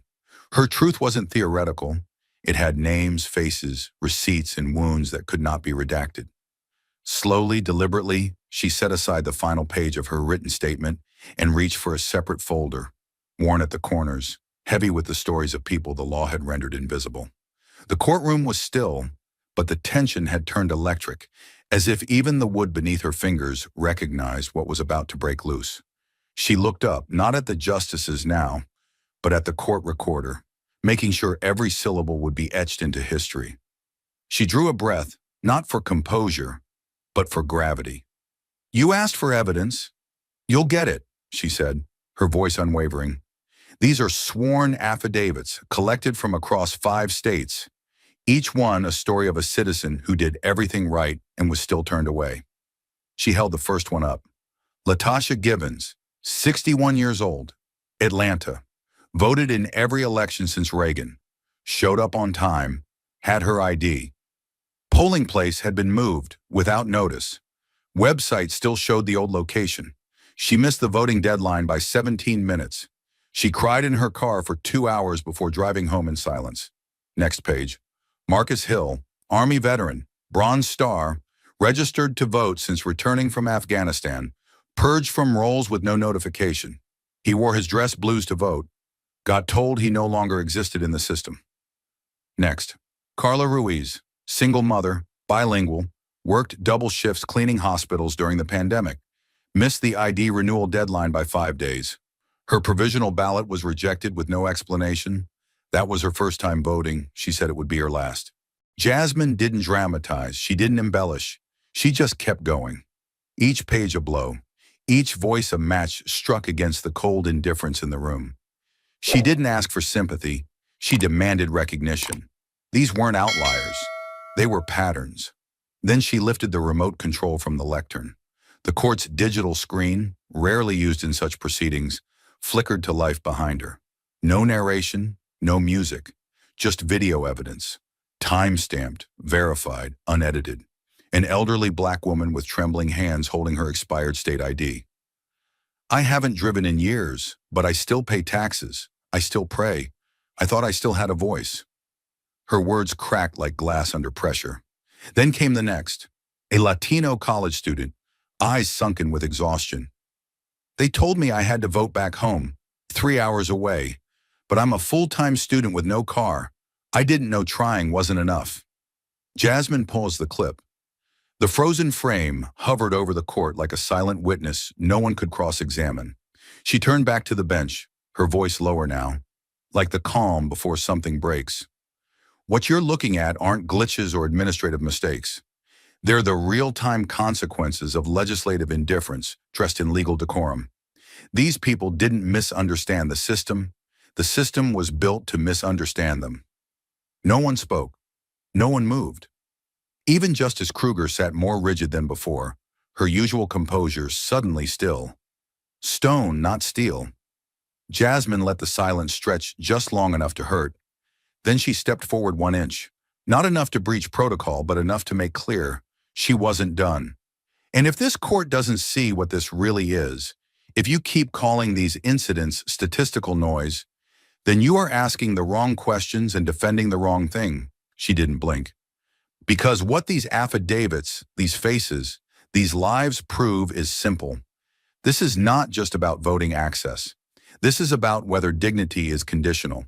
And if this chamber refuses to see that, then justice isn't blind. It's complicit. Every word landed like a gavel in a chamber that, until now, had done everything to remain insulated from consequence.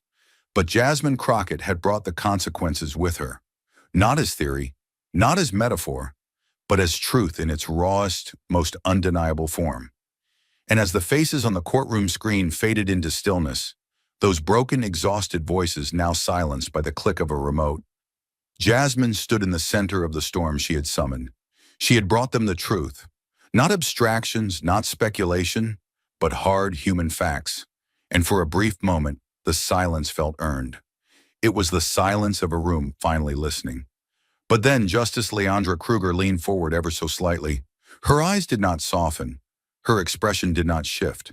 She spoke in a voice so composed it bordered on clinical, as if carefully excising herself from the weight of what had just been shown.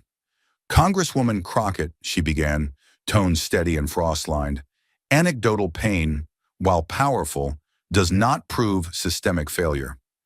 Do you have any recognized institutional standard, any formal indicator that establishes this system as broken? The words struck like cold steel against bone. There was no fire behind them, no cruelty even, just disinterest, just the quiet, devastating refusal to recognize pain as evidence unless it came pre-packaged in bureaucratic language and certified seals. Kruger wasn't dismissing the stories.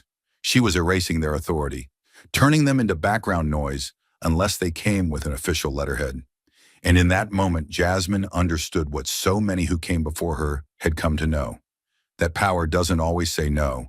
Sometimes it just says not enough, not yet, not like that. She inhaled once, slow and centered, not because she was thrown off, but because she saw it clearly now. This wasn't just about persuasion. It was about translation. She wasn't being asked for more truth. She was being told to reformat it, to turn lived oppression into an acceptable legal currency. She glanced at the bench. Some justices shifted slightly. One leaned back, uncomfortable. But Kruger remained still, waiting, watching, not for justice, but for calibration. Jasmine's hand moved calmly to a separate folder, marked not with names, but with charts, audits, agency seals. You want formal indicators? She said, voice level, but with a new edge of righteous defiance. You'll get them. But let's be clear, Justice Kruger. Asking a disenfranchised community to prove, on your terms, that their own erasure is real is not neutrality. It's complicity dressed as process. Her eyes didn't leave Kruger's. But yes, I came ready for this. She opened the file slowly, deliberately, like drawing a second sword. Because if Kruger needed official recognition to believe suffering was real, then Jasmine would give it to her, not to comply, but to expose just how high the bar had been raised to ignore what they all already knew. And as the echo of her final words settled into the walls, I came ready for this. Jasmine Crockett didn't pause to savor the moment.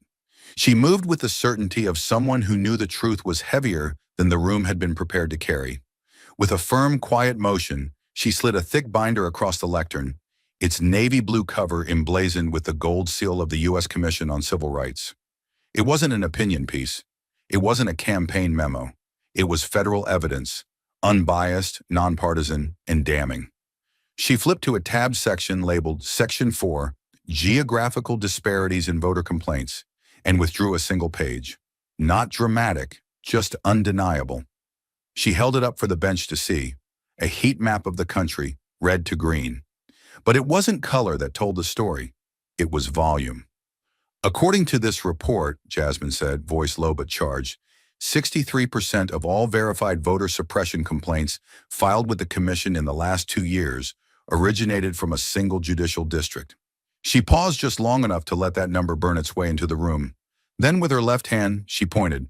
That district lies here, exactly where, 2 years ago, This court ruled to uphold restrictive voting provisions. Her voice didn't rise, but the force behind it was unmistakable. And that ruling was authored by you, Justice Kruger. The shift in the courtroom was subtle, but seismic. A murmur rippled across the gallery, quickly stifled, but not before the tension cracked open like a hairline fracture. Even the justices, who had remained still throughout the hearing, leaned forward slightly now. Jasmine didn't break eye contact. Her gaze was locked, calm, relentless. This isn't conjecture. It's not politics. It's a federal finding. It's data. Her hand hovered over the report. It's the very institution you demanded I produce, and it's telling this court explicitly that the harm is real and that the legal framework this bench reinforced is central to it. Then she said it, not with venom, not with theatrics, but with the quiet devastation of someone finally saying what everyone else was too careful to admit. If this system has failed, then it didn't start in a crowded polling station or a voter's misplaced envelope. She drew a breath, controlled, full. It started in this room. It started the moment this bench called regression a safeguard and disenfranchisement a constitutional compromise. You could hear the weight of that sentence hit. It didn't crash. It settled. Like judgment. Kruger didn't respond. Not yet. But her stillness, so precise a moment ago, had turned almost rigid. Jasmine had made her point, and she had made it with their language, their data, and their precedent. Not because she needed to prove herself, but because the truth had already been proven. She was simply forcing the court to look it in the face. And if the courtroom had begun to crack under the weight of names, faces, and federal warnings, Jasmine Crockett was about to deliver the final rupture. There was no grand gesture, no theatrical buildup, no dramatic pause. Only quiet intent, a slow, deliberate motion as her hand slid beneath the final folder on the desk before her, thicker than the others, unmarked on the exterior, save for a crimson ribbon at its edge. She withdrew it like it held something sacred or something dangerous. This, she said, her voice lower now, hasn't been entered into any hearing. Not yet. It was finalized just 8 days ago. She laid it flat across the lectern. The pages fanned slightly under its own weight, 300 of them, bound in black matte, with no flourish except for the gold-stamped title at the top. Voting Barriers Report, 2023 to 2024. A silence moved through the room, slow and anticipatory. Jasmine didn't need to sell what was in the report. Its presence did the talking. This wasn't anecdote. This wasn't advocacy. It was an empirical dismantling of everything the court had claimed to be reasonable regulation. It's an independent, multi-institutional review, she began, sliding the top page back with 2 fingers, authored by 4 former federal election monitors, 2 retired circuit judges, and a team of voting rights analysts from the Public Policy Institute. She flipped to a tab marked Section 4, red-edged and already annotated. What it does, she continued, is take every major voter restriction policy passed since 2020 across 15 states and match it against every county's actual disenfranchisement outcome. Not intention. Outcome. Jasmine paused, not for effect, but to let them catch up. We didn't just ask what the law said, we asked who it touched and who it left behind. She turned the report toward the bench, letting the first full-color map face the justices. It was a gradient heat map of voter roll purges by zip code. Blue for low purge rates, yellow for moderate, red for severe. Some counties were glowing, some were bleeding. Over the 2-year period, she said evenly, our team found that more than 70% of all voters removed from rolls without formal notification belonged to just 3 racial and ethnic groups: Black, Latino, and Native American. She tapped the figures at the bottom of the page. Of those, 83% did not know they had been removed until they arrived to vote. They received no letter, no call, no email. They didn't disappear because they moved. They disappeared because the system was built to forget them. She let her hand fall back to the podium.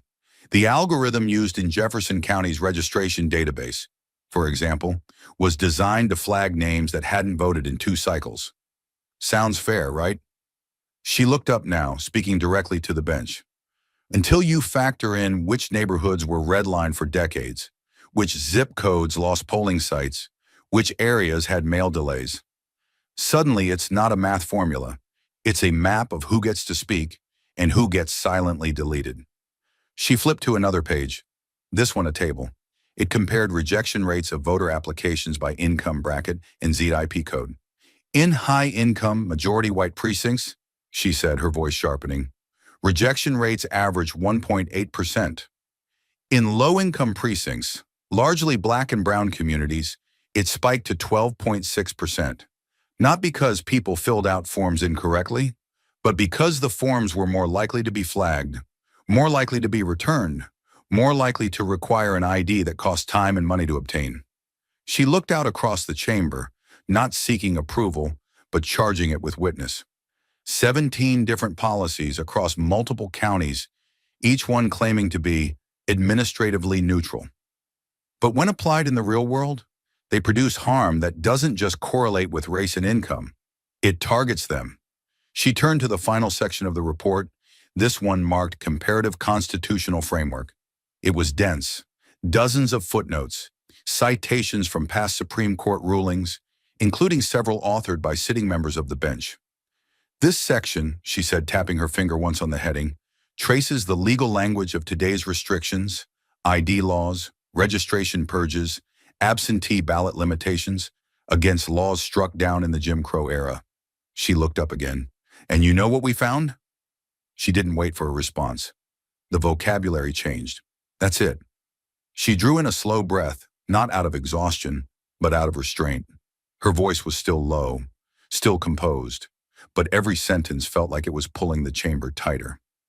We took a 1957 literacy law from Louisiana, deemed unconstitutional in 1965, and ran it against a 2023 voter ID statute from Jefferson County. The linguistic structure was nearly identical. One used qualification standards, the other used identification thresholds. But both served the same purpose: to make voting conditional upon bureaucracy that disproportionately excluded the same communities. Her hand closed the folder gently, like laying a file over a fresh wound. And let me be very clear, she said, her tone heavier now, her gaze unwavering.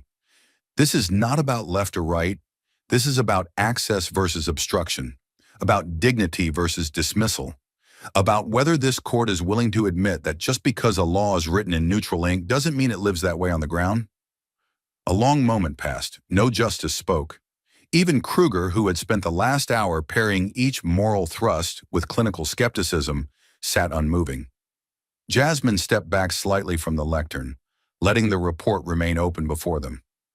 I came here with affidavits, with testimonies, with commission data, and now with a 300-page report that shows, in plain terms, that what we're seeing is not happenstance.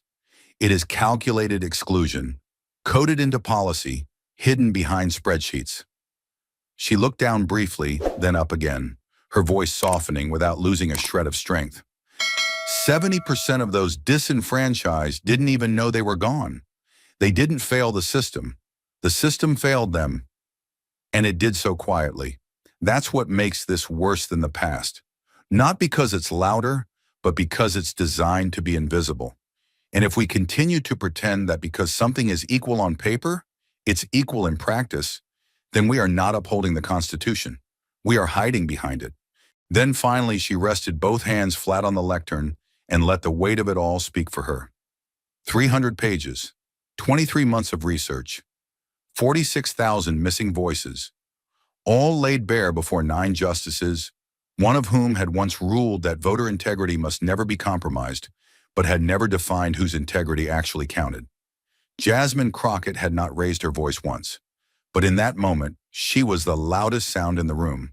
And as Jasmine Crockett let the final page of the voting barriers report settle on the lectern, something in the chamber shifted, deep and irreversible. No longer was this a sterile legal proceeding confined to procedure and precedent. It had become something else entirely. The courtroom air, once stiff with expectation, turned electric, volatile. She had exposed not just policy failure, but a moral rot, quietly calcifying beneath the surface of law. Justice Leandra Kruger, once the most composed voice in the room, now sat still, too still.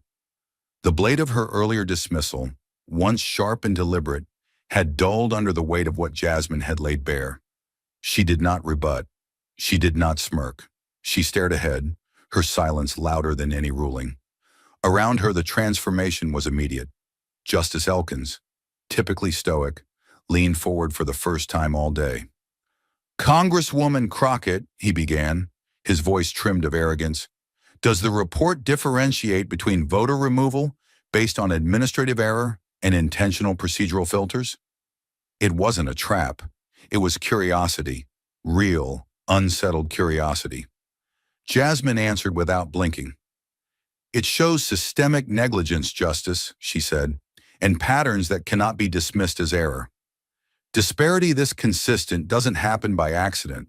It happens by design." Justice Barrett added softly, "Did these individuals know they were removed from the rolls?" "They were notified," Jasmine said with quiet restraint, "via outdated addresses, third-party mailings, no follow-up, no requirement of acknowledgement. They were presumed informed, and so when they arrived to vote, they learned their status had expired. Like milk." Then she turned to the projector screen behind her. "You've seen the number," she said. "Now I want you to see a person." The lights dimmed slightly as she played the final clip. It was a handheld video, wobbly, the kind that would have gone unnoticed in a flood of content, except this one didn't disappear. It was from Montgomery County. A man, maybe in his 80s, stood outside a polling station in a pressed blazer and a proud white shirt. His cane shook slightly in his grip. His veteran ID was visible, as was his voter card. "My hands don't work like they used to," the man said, voice slow but steady. "They said my signature didn't match last year's. I asked to try again. They said no." There was no background music, just that voice, that face, and the disbelief that it was happening in 2024. He looked down at his shirt. "I wore my best, just in case they took a picture. Just in case it was my last vote." The screen froze. No one spoke. The oxygen in the room thickened with shame. From the press bench, a reporter covered her mouth. Her notepad trembled slightly. One of the younger justices swallowed hard, eyes glassy. A clerk lowered his head, and Jasmine didn't raise her voice. She didn't have to. She stepped forward once more and said, with unbearable clarity, "This man served a country that still doubts his signature. He bled for a system that treats his right to vote like a permission slip. And in the twilight of his life, he showed up. Not to protest, not to argue, but simply to participate, and he was denied." She let the silence stretch, not to win, not to provoke, but to give the truth room to breathe. This isn't about race in the abstract. This is about dignity, and it's on your docket now. There were no objections, only reckoning. And when the courtroom had grown silent, no longer in awe but in dread, Jasmine Crockett made her final move. It was not theatrical. There was no raised voice, no dramatic gesture. Instead, she bent slowly, deliberately, and retrieved a manila folder from beneath the second stack of binders on her desk. Its label was handwritten, faint but unmistakable. Exhibit 47, Unredacted Internal Correspondence. The paper inside wasn't thick. It wasn't glossy, but it might as well have been a live grenade. "This document," she said, her voice low but cutting, "was never intended for public view. It was submitted under sealed subpoena during a civil rights action in Louisiana. I'm presenting it here today because the time for secrecy has expired." She slid the page onto the overhead projector. The screen behind her blinked, then displayed the contents. Raw, unfiltered, unedited. Subject: Early Voting Adjustment Proposal from Euro, redacted at stateelections.gov, to Regional Election Ops Committee. Date: October 19th, 2022. 10:42 a.m. Body: Data suggests reducing early voting by 48 hours could help mitigate crowd flow in minority-heavy precincts. Worth considering. Less chaotic, easier to process, fewer complications. A gasp didn't erupt, but something heavier did. A collective intake of air that never made it back out. Even the sound technicians froze. Journalists' pens stopped mid-scratch. One clerk covered her mouth. On the bench, Justice Kruger's head didn't move, but her jawline tightened ever so slightly. Jasmine let the words hang like smoke in the rafters. Then she spoke, not louder, but lower, more exact. "This email," she said, "is not a relic of the 1950s. This was written less than 2 years ago. It wasn't sent by a fringe actor or a rogue administrator. It came directly from a mid-level operations chief inside the state elections board, addressed to an entire regional committee, and it openly recommends altering access to the ballot box specifically to control black voter turnout." She turned her gaze to the bench. No euphemism, no abstraction, just strategy. Quiet, sanitized, executed. Jasmine paced slowly, 3 steps forward, then stopped. This is what systemic bias looks like in real time. Not in headlines, not in op-eds, not in law school hypotheticals, but in government email threads that nobody was supposed to read except those trained to see voters as obstacles. Her voice, though even, had hardened. Each word was a blade. "And I bring this to you," she said, facing Kruger directly now. "Not to dramatize, not to inflame, but to illustrate a point you raised earlier. The demand for proof. The insistence on institutional failure, not personal anecdote." She gestured to the screen. "Well, here it is. Failure, authored, time-stamped, archived, and targeted. A memo that treats the electorate like a logistical threat. And it references minority-heavy precincts with the same casual tone one might use to discuss parking overflow." Still, Kruger said nothing. Still, the rest of the court watched, heads slightly lowered, hands unmoved. And Jasmine leaned in. "I am not here to accuse this court of evil." Her words were soft. "But I am here to say that if justice requires this kind of documentation to acknowledge harm, if truth must first be converted into internal emails before it is recognized, then we are not practicing law. We are protecting machinery." The overhead screen remained lit. The sentence, "mitigate crowd flow in minority-heavy precincts," burned brighter with each second. "You want structure? Here's structure," Jasmine continued. "This wasn't a suggestion pulled from thin air. It was based on turnout models, on real-time data surveillance from the 2020 cycle. They saw the numbers. They saw where the lines grew. And their answer wasn't more voting machines, more assistance, or more education. It was 2 fewer days." She stepped forward again. "Let me ask you, what is the legal theory that justifies denying a vote because the building is full? What clause in the Constitution says democracy is valid only until it becomes inconvenient?"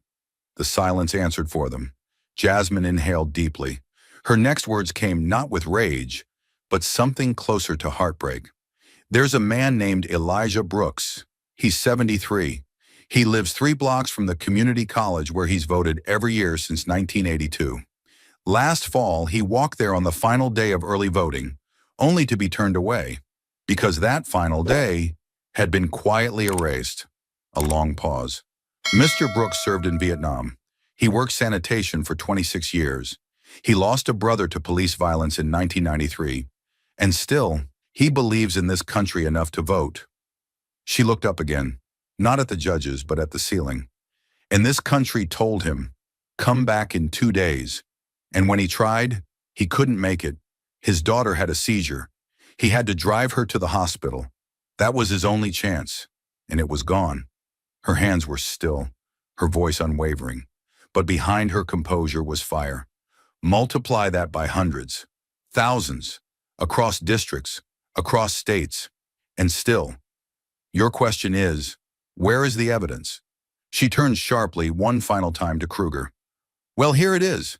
Not carved in theory, not imagined in bias, but typed by your own agencies, signed, dated, and delivered with the full authority of the state." She pointed again straight at the screen. "That is not a mistake. That is a strategy."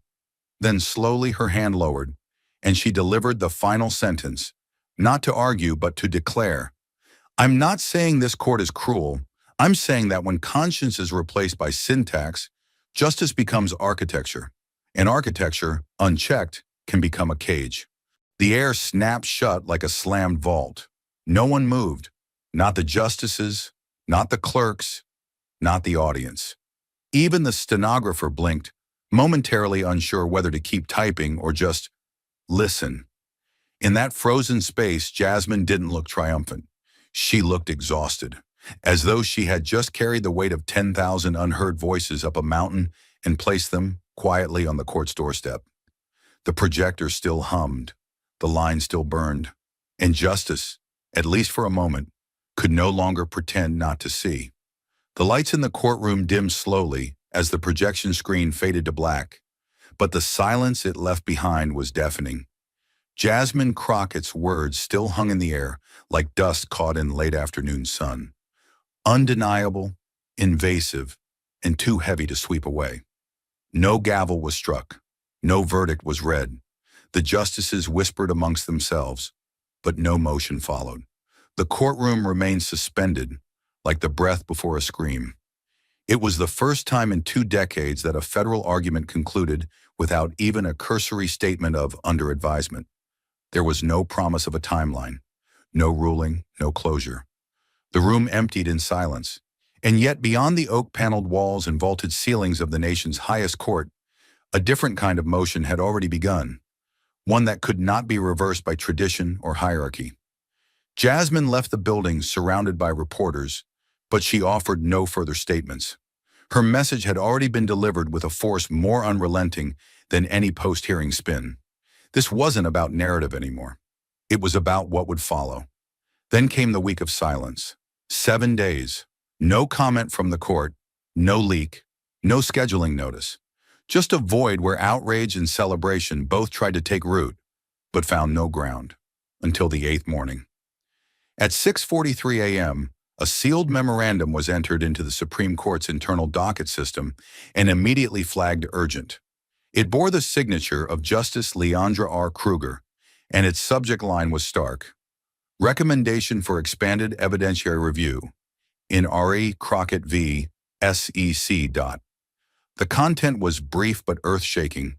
In light of newly introduced material and the substantial statistical anomalies presented under sworn testimony by Representative Jasmine Crockett, I am recommending the court, for the first time in its modern history, delay issuance of final opinion pending a comprehensive evidentiary hearing. The data presented raises concerns of systemic disenfranchisement not adequately addressed by current case law or administrative record. I further move that the hearing be public. The recommendation detonated through the legal world like a second lightning strike. Justice Kruger, who just a week prior had dismissed voter disenfranchisement data with a smirk and a clipped laugh, was now requesting that the very court she served slow its hand and reopen the gates. It had never been done, not in this century, not for a voting rights case, not after oral arguments had concluded. It wasn't just a procedural shift. It was a seismic acknowledgement that something Jasmine had said, something in the raw math of injustice she laid bare, had pierced the thick armor of legal orthodoxy and reached the nerve. By noon, media outlets scrambled to confirm. Politico, SCOTUS blog, The Washington Post. What they uncovered was even more startling. The internal memo had been co-signed by 2 more justices, one liberal, one traditionally conservative. They weren't issuing support for her position, yet, but they were affirming something had fractured. Something needed to be seen again, from another angle, under brighter light. Legal scholars were baffled. This is judicial hesitation, one professor said on MSNBC, and hesitation, at that level, signals fear of precedent or fear of truth. At Jasmine's office in D.C., phones rang until the cords were warm to the touch. Civil rights groups wanted statements. Universities wanted lectures. International legal councils asked for access to her slides. But she said nothing. She sat by the window, watching the fog roll over Constitution Avenue, thinking only of the one thing no judge, no title, no tradition could unsee now. The email, the line, mitigate crowd flow in minority-heavy precincts. She remembered the way Kruger's eyes flicked down the page, how they didn't narrow, didn't twitch, just went still. Still, but not empty. That was the moment Jasmine had known. The data had struck bone. Inside the Supreme Court, meanwhile, the machinery of tradition groaned. Clerks pulled historical dockets, searching for precedent to justify such a move. There was none.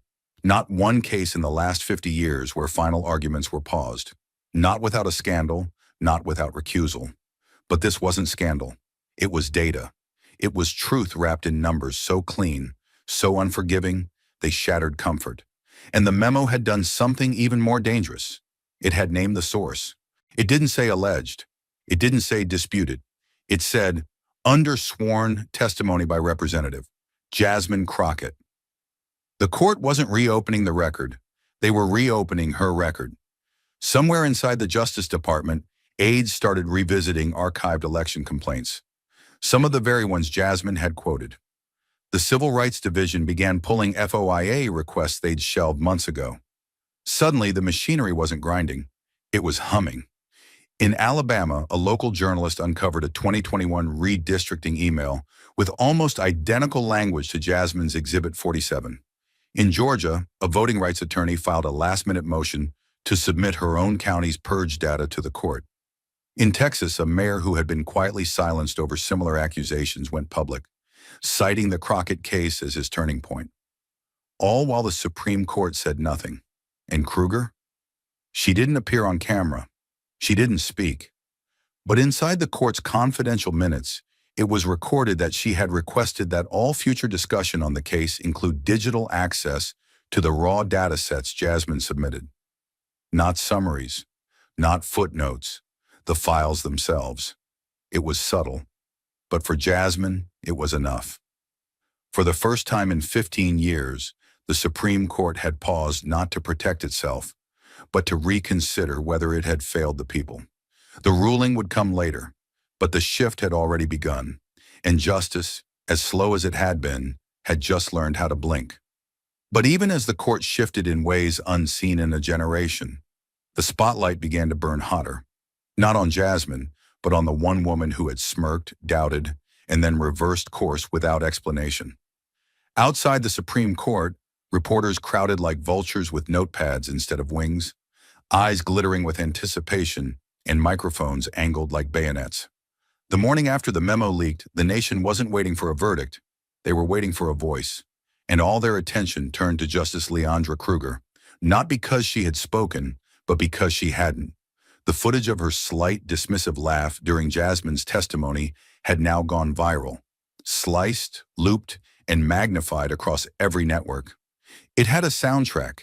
It had a hashtag. Some called it the laugh that launched a reckoning. Others weren't so kind. Opinion pieces spilled from both sides of the aisle. Was Kruger's silence strategic or shame? Calculated or conscience cracking under truth? Outside her chambers, a storm brewed. CNN's Jake Tapper demanded a comment live from the steps of the court.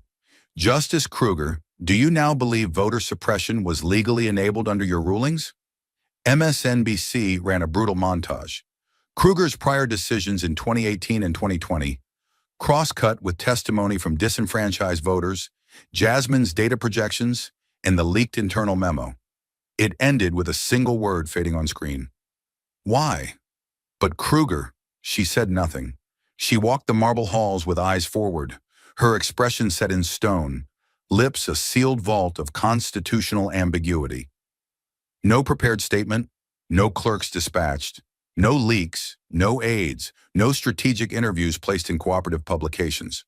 Only the deep, haunting void of judicial silence. And that silence screamed. In the absence of clarity, the public filled in the blanks. Satirical skits erupted online, mocking Kruger as a ghost justice who laughed in the face of disenfranchisement.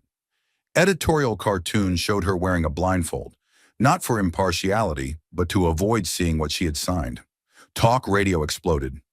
She's either cornered or complicit, one host barked. Either way, she owes the country an explanation. Law students at Yale, Kruger's alma mater, held a midnight vigil. Candles in hand, they read aloud the testimonies Jasmine had introduced into the record. One student wore a shirt with Kruger's now infamous quote, "Emotion is not evidence." Below it, scrawled in Sharpie, "Neither is silence." Still, Kruger said nothing. Inside her private chambers, the walls no longer felt like protections. They felt like insulation. But from what? The truth? The press? Or from her own decisions echoing back at her, now reframed by Crockett's relentless exposure? The data wasn't going away. The video wasn't going away. And now neither was the question, did she know all along? The Federalist Society distanced itself. One senior member called her a liability in the making. Progressives, meanwhile, were split. Some argued her silence was proof of reckoning, even repentance. Others saw it as cowardice dressed in robes. And Jasmine? She never called Kruger out by name, never gloated, never addressed the silence. That made it worse. The restraint made Jasmine's case stronger, and Kruger's looked more defensive by comparison. The courtroom transcript had been made public. So had the video of the 82-year-old black veteran denied the vote because of a signature discrepancy. And Kruger's initial reaction, a smile that didn't reach her eyes, a shrug of institutional indifference, was now burned into the public consciousness. Every headline asked the same thing in different fonts. Where is Justice Kruger? She didn't appear at the annual Judicial Policy Symposium. She withdrew from a scheduled keynote in San Francisco. The American Bar Association said she respectfully declined an interview opportunity. But silence wasn't retreat, it was now its own strategy. Behind closed doors, it was rumored Kruger was reviewing every case she'd ruled on that involved voter ID, signature verification, or early voting procedures. One anonymous clerk claimed she hadn't left chambers for 72 hours, that her staff was under a blackout order, that she was reading everything Jasmine filed twice. Still, in public, she remained a statue, until the editorial in the New York Times landed. It was written by a former federal judge. A justice may not be wrong, but she must not be silent. The op-ed didn't accuse Kruger directly, but it did something worse. It invited her to speak. It gave her a lifeline, an escape hatch, a chance to say, I acted in good faith, but I now see a broader truth. But Kruger didn't take it, and the longer she waited, the more her silence fermented into guilt by omission. Then came the whistleblower. An unnamed former intern from the Election Law Advisory Group came forward with a sworn affidavit alleging that Kruger had, during her 2022 review of a now contested voter purge case, received early drafts of the very report Jasmine presented in court, but never requested follow-up. This didn't prove malice, but it proved awareness. And awareness, when paired with inaction, is a quiet kind of complicity. Now, the pressure wasn't just about public opinion, it was institutional. The Office of the Inspector General opened a quiet review. The Judicial Ethics Committee requested internal documentation from her 2022 chambers. And still, no statement, not a word, no rebuttal, no denial, not even a legalistic placeholder like, I stand by my record. The silence became a wound. Then it became an open sore.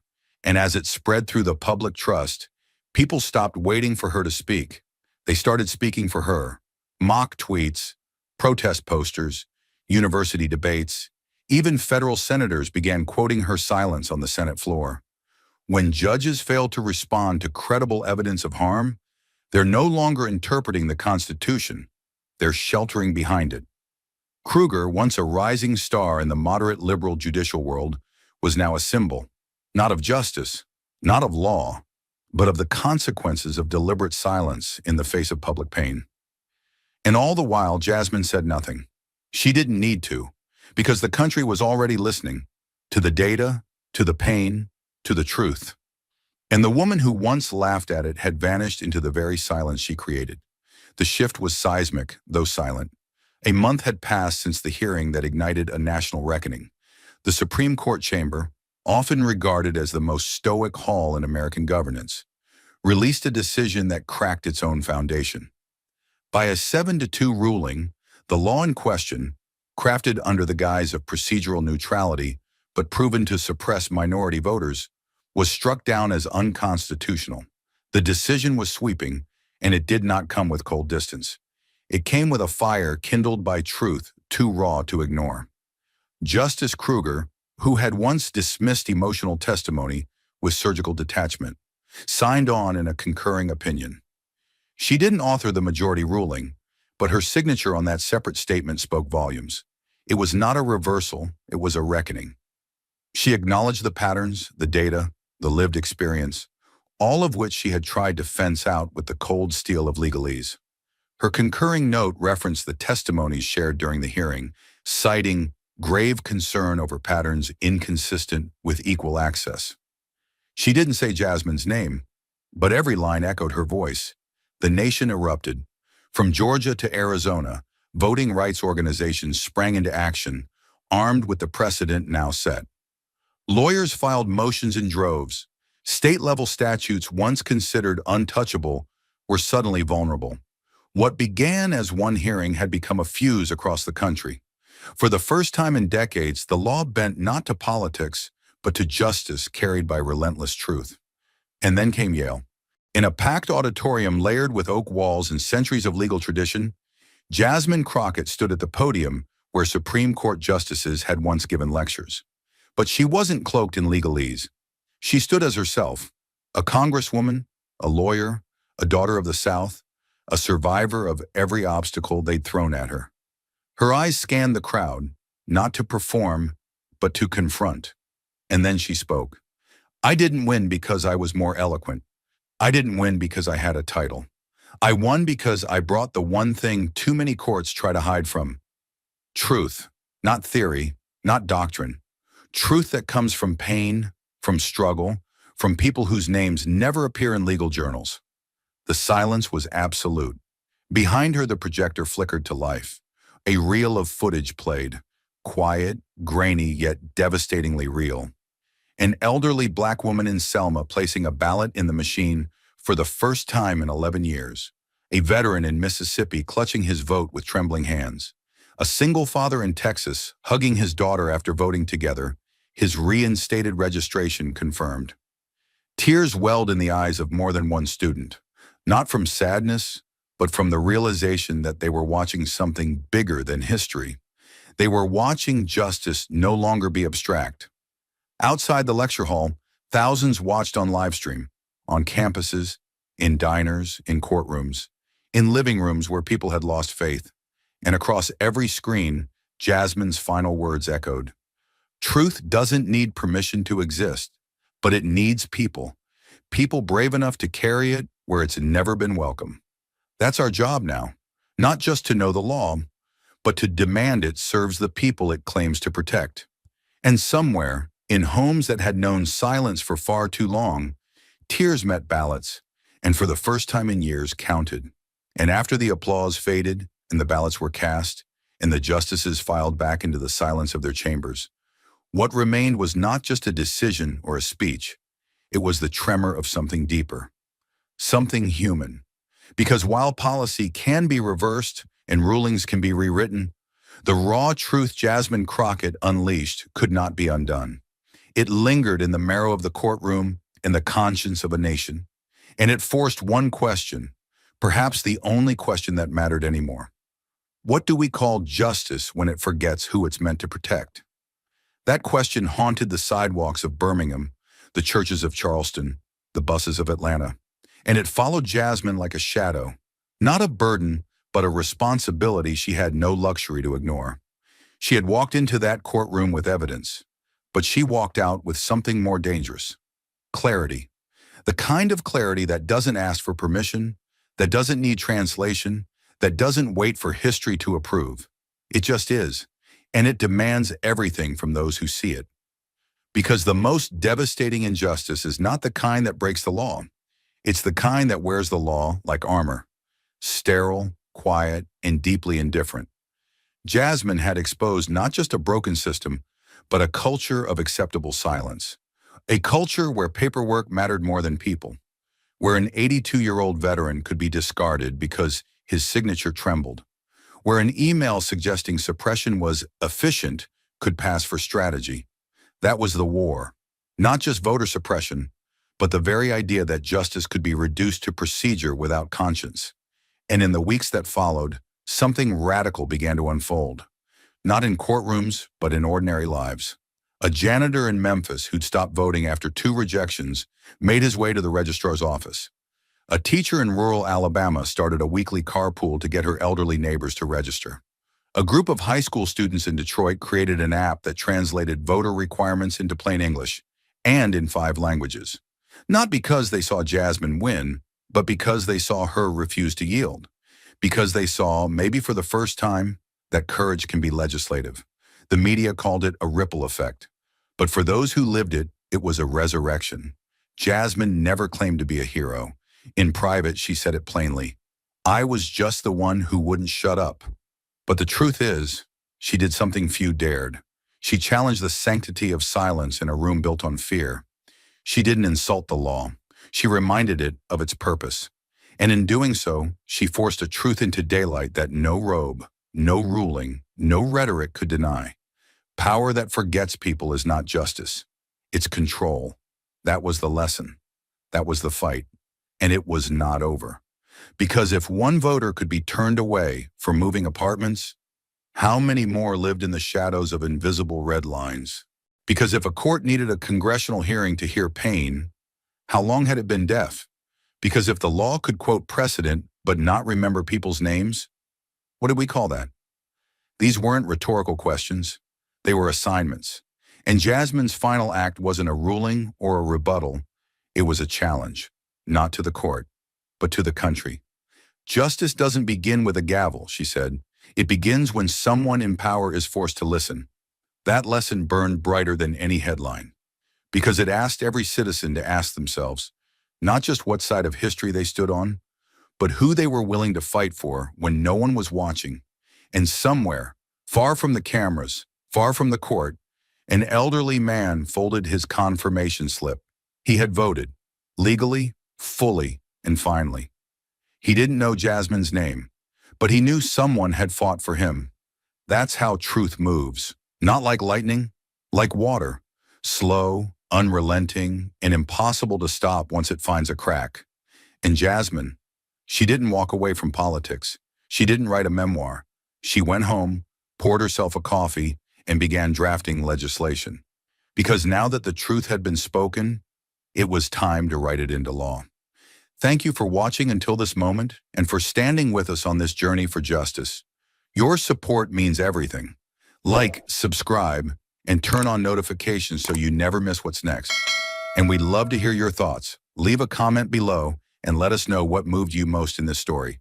Together, our voices make a difference.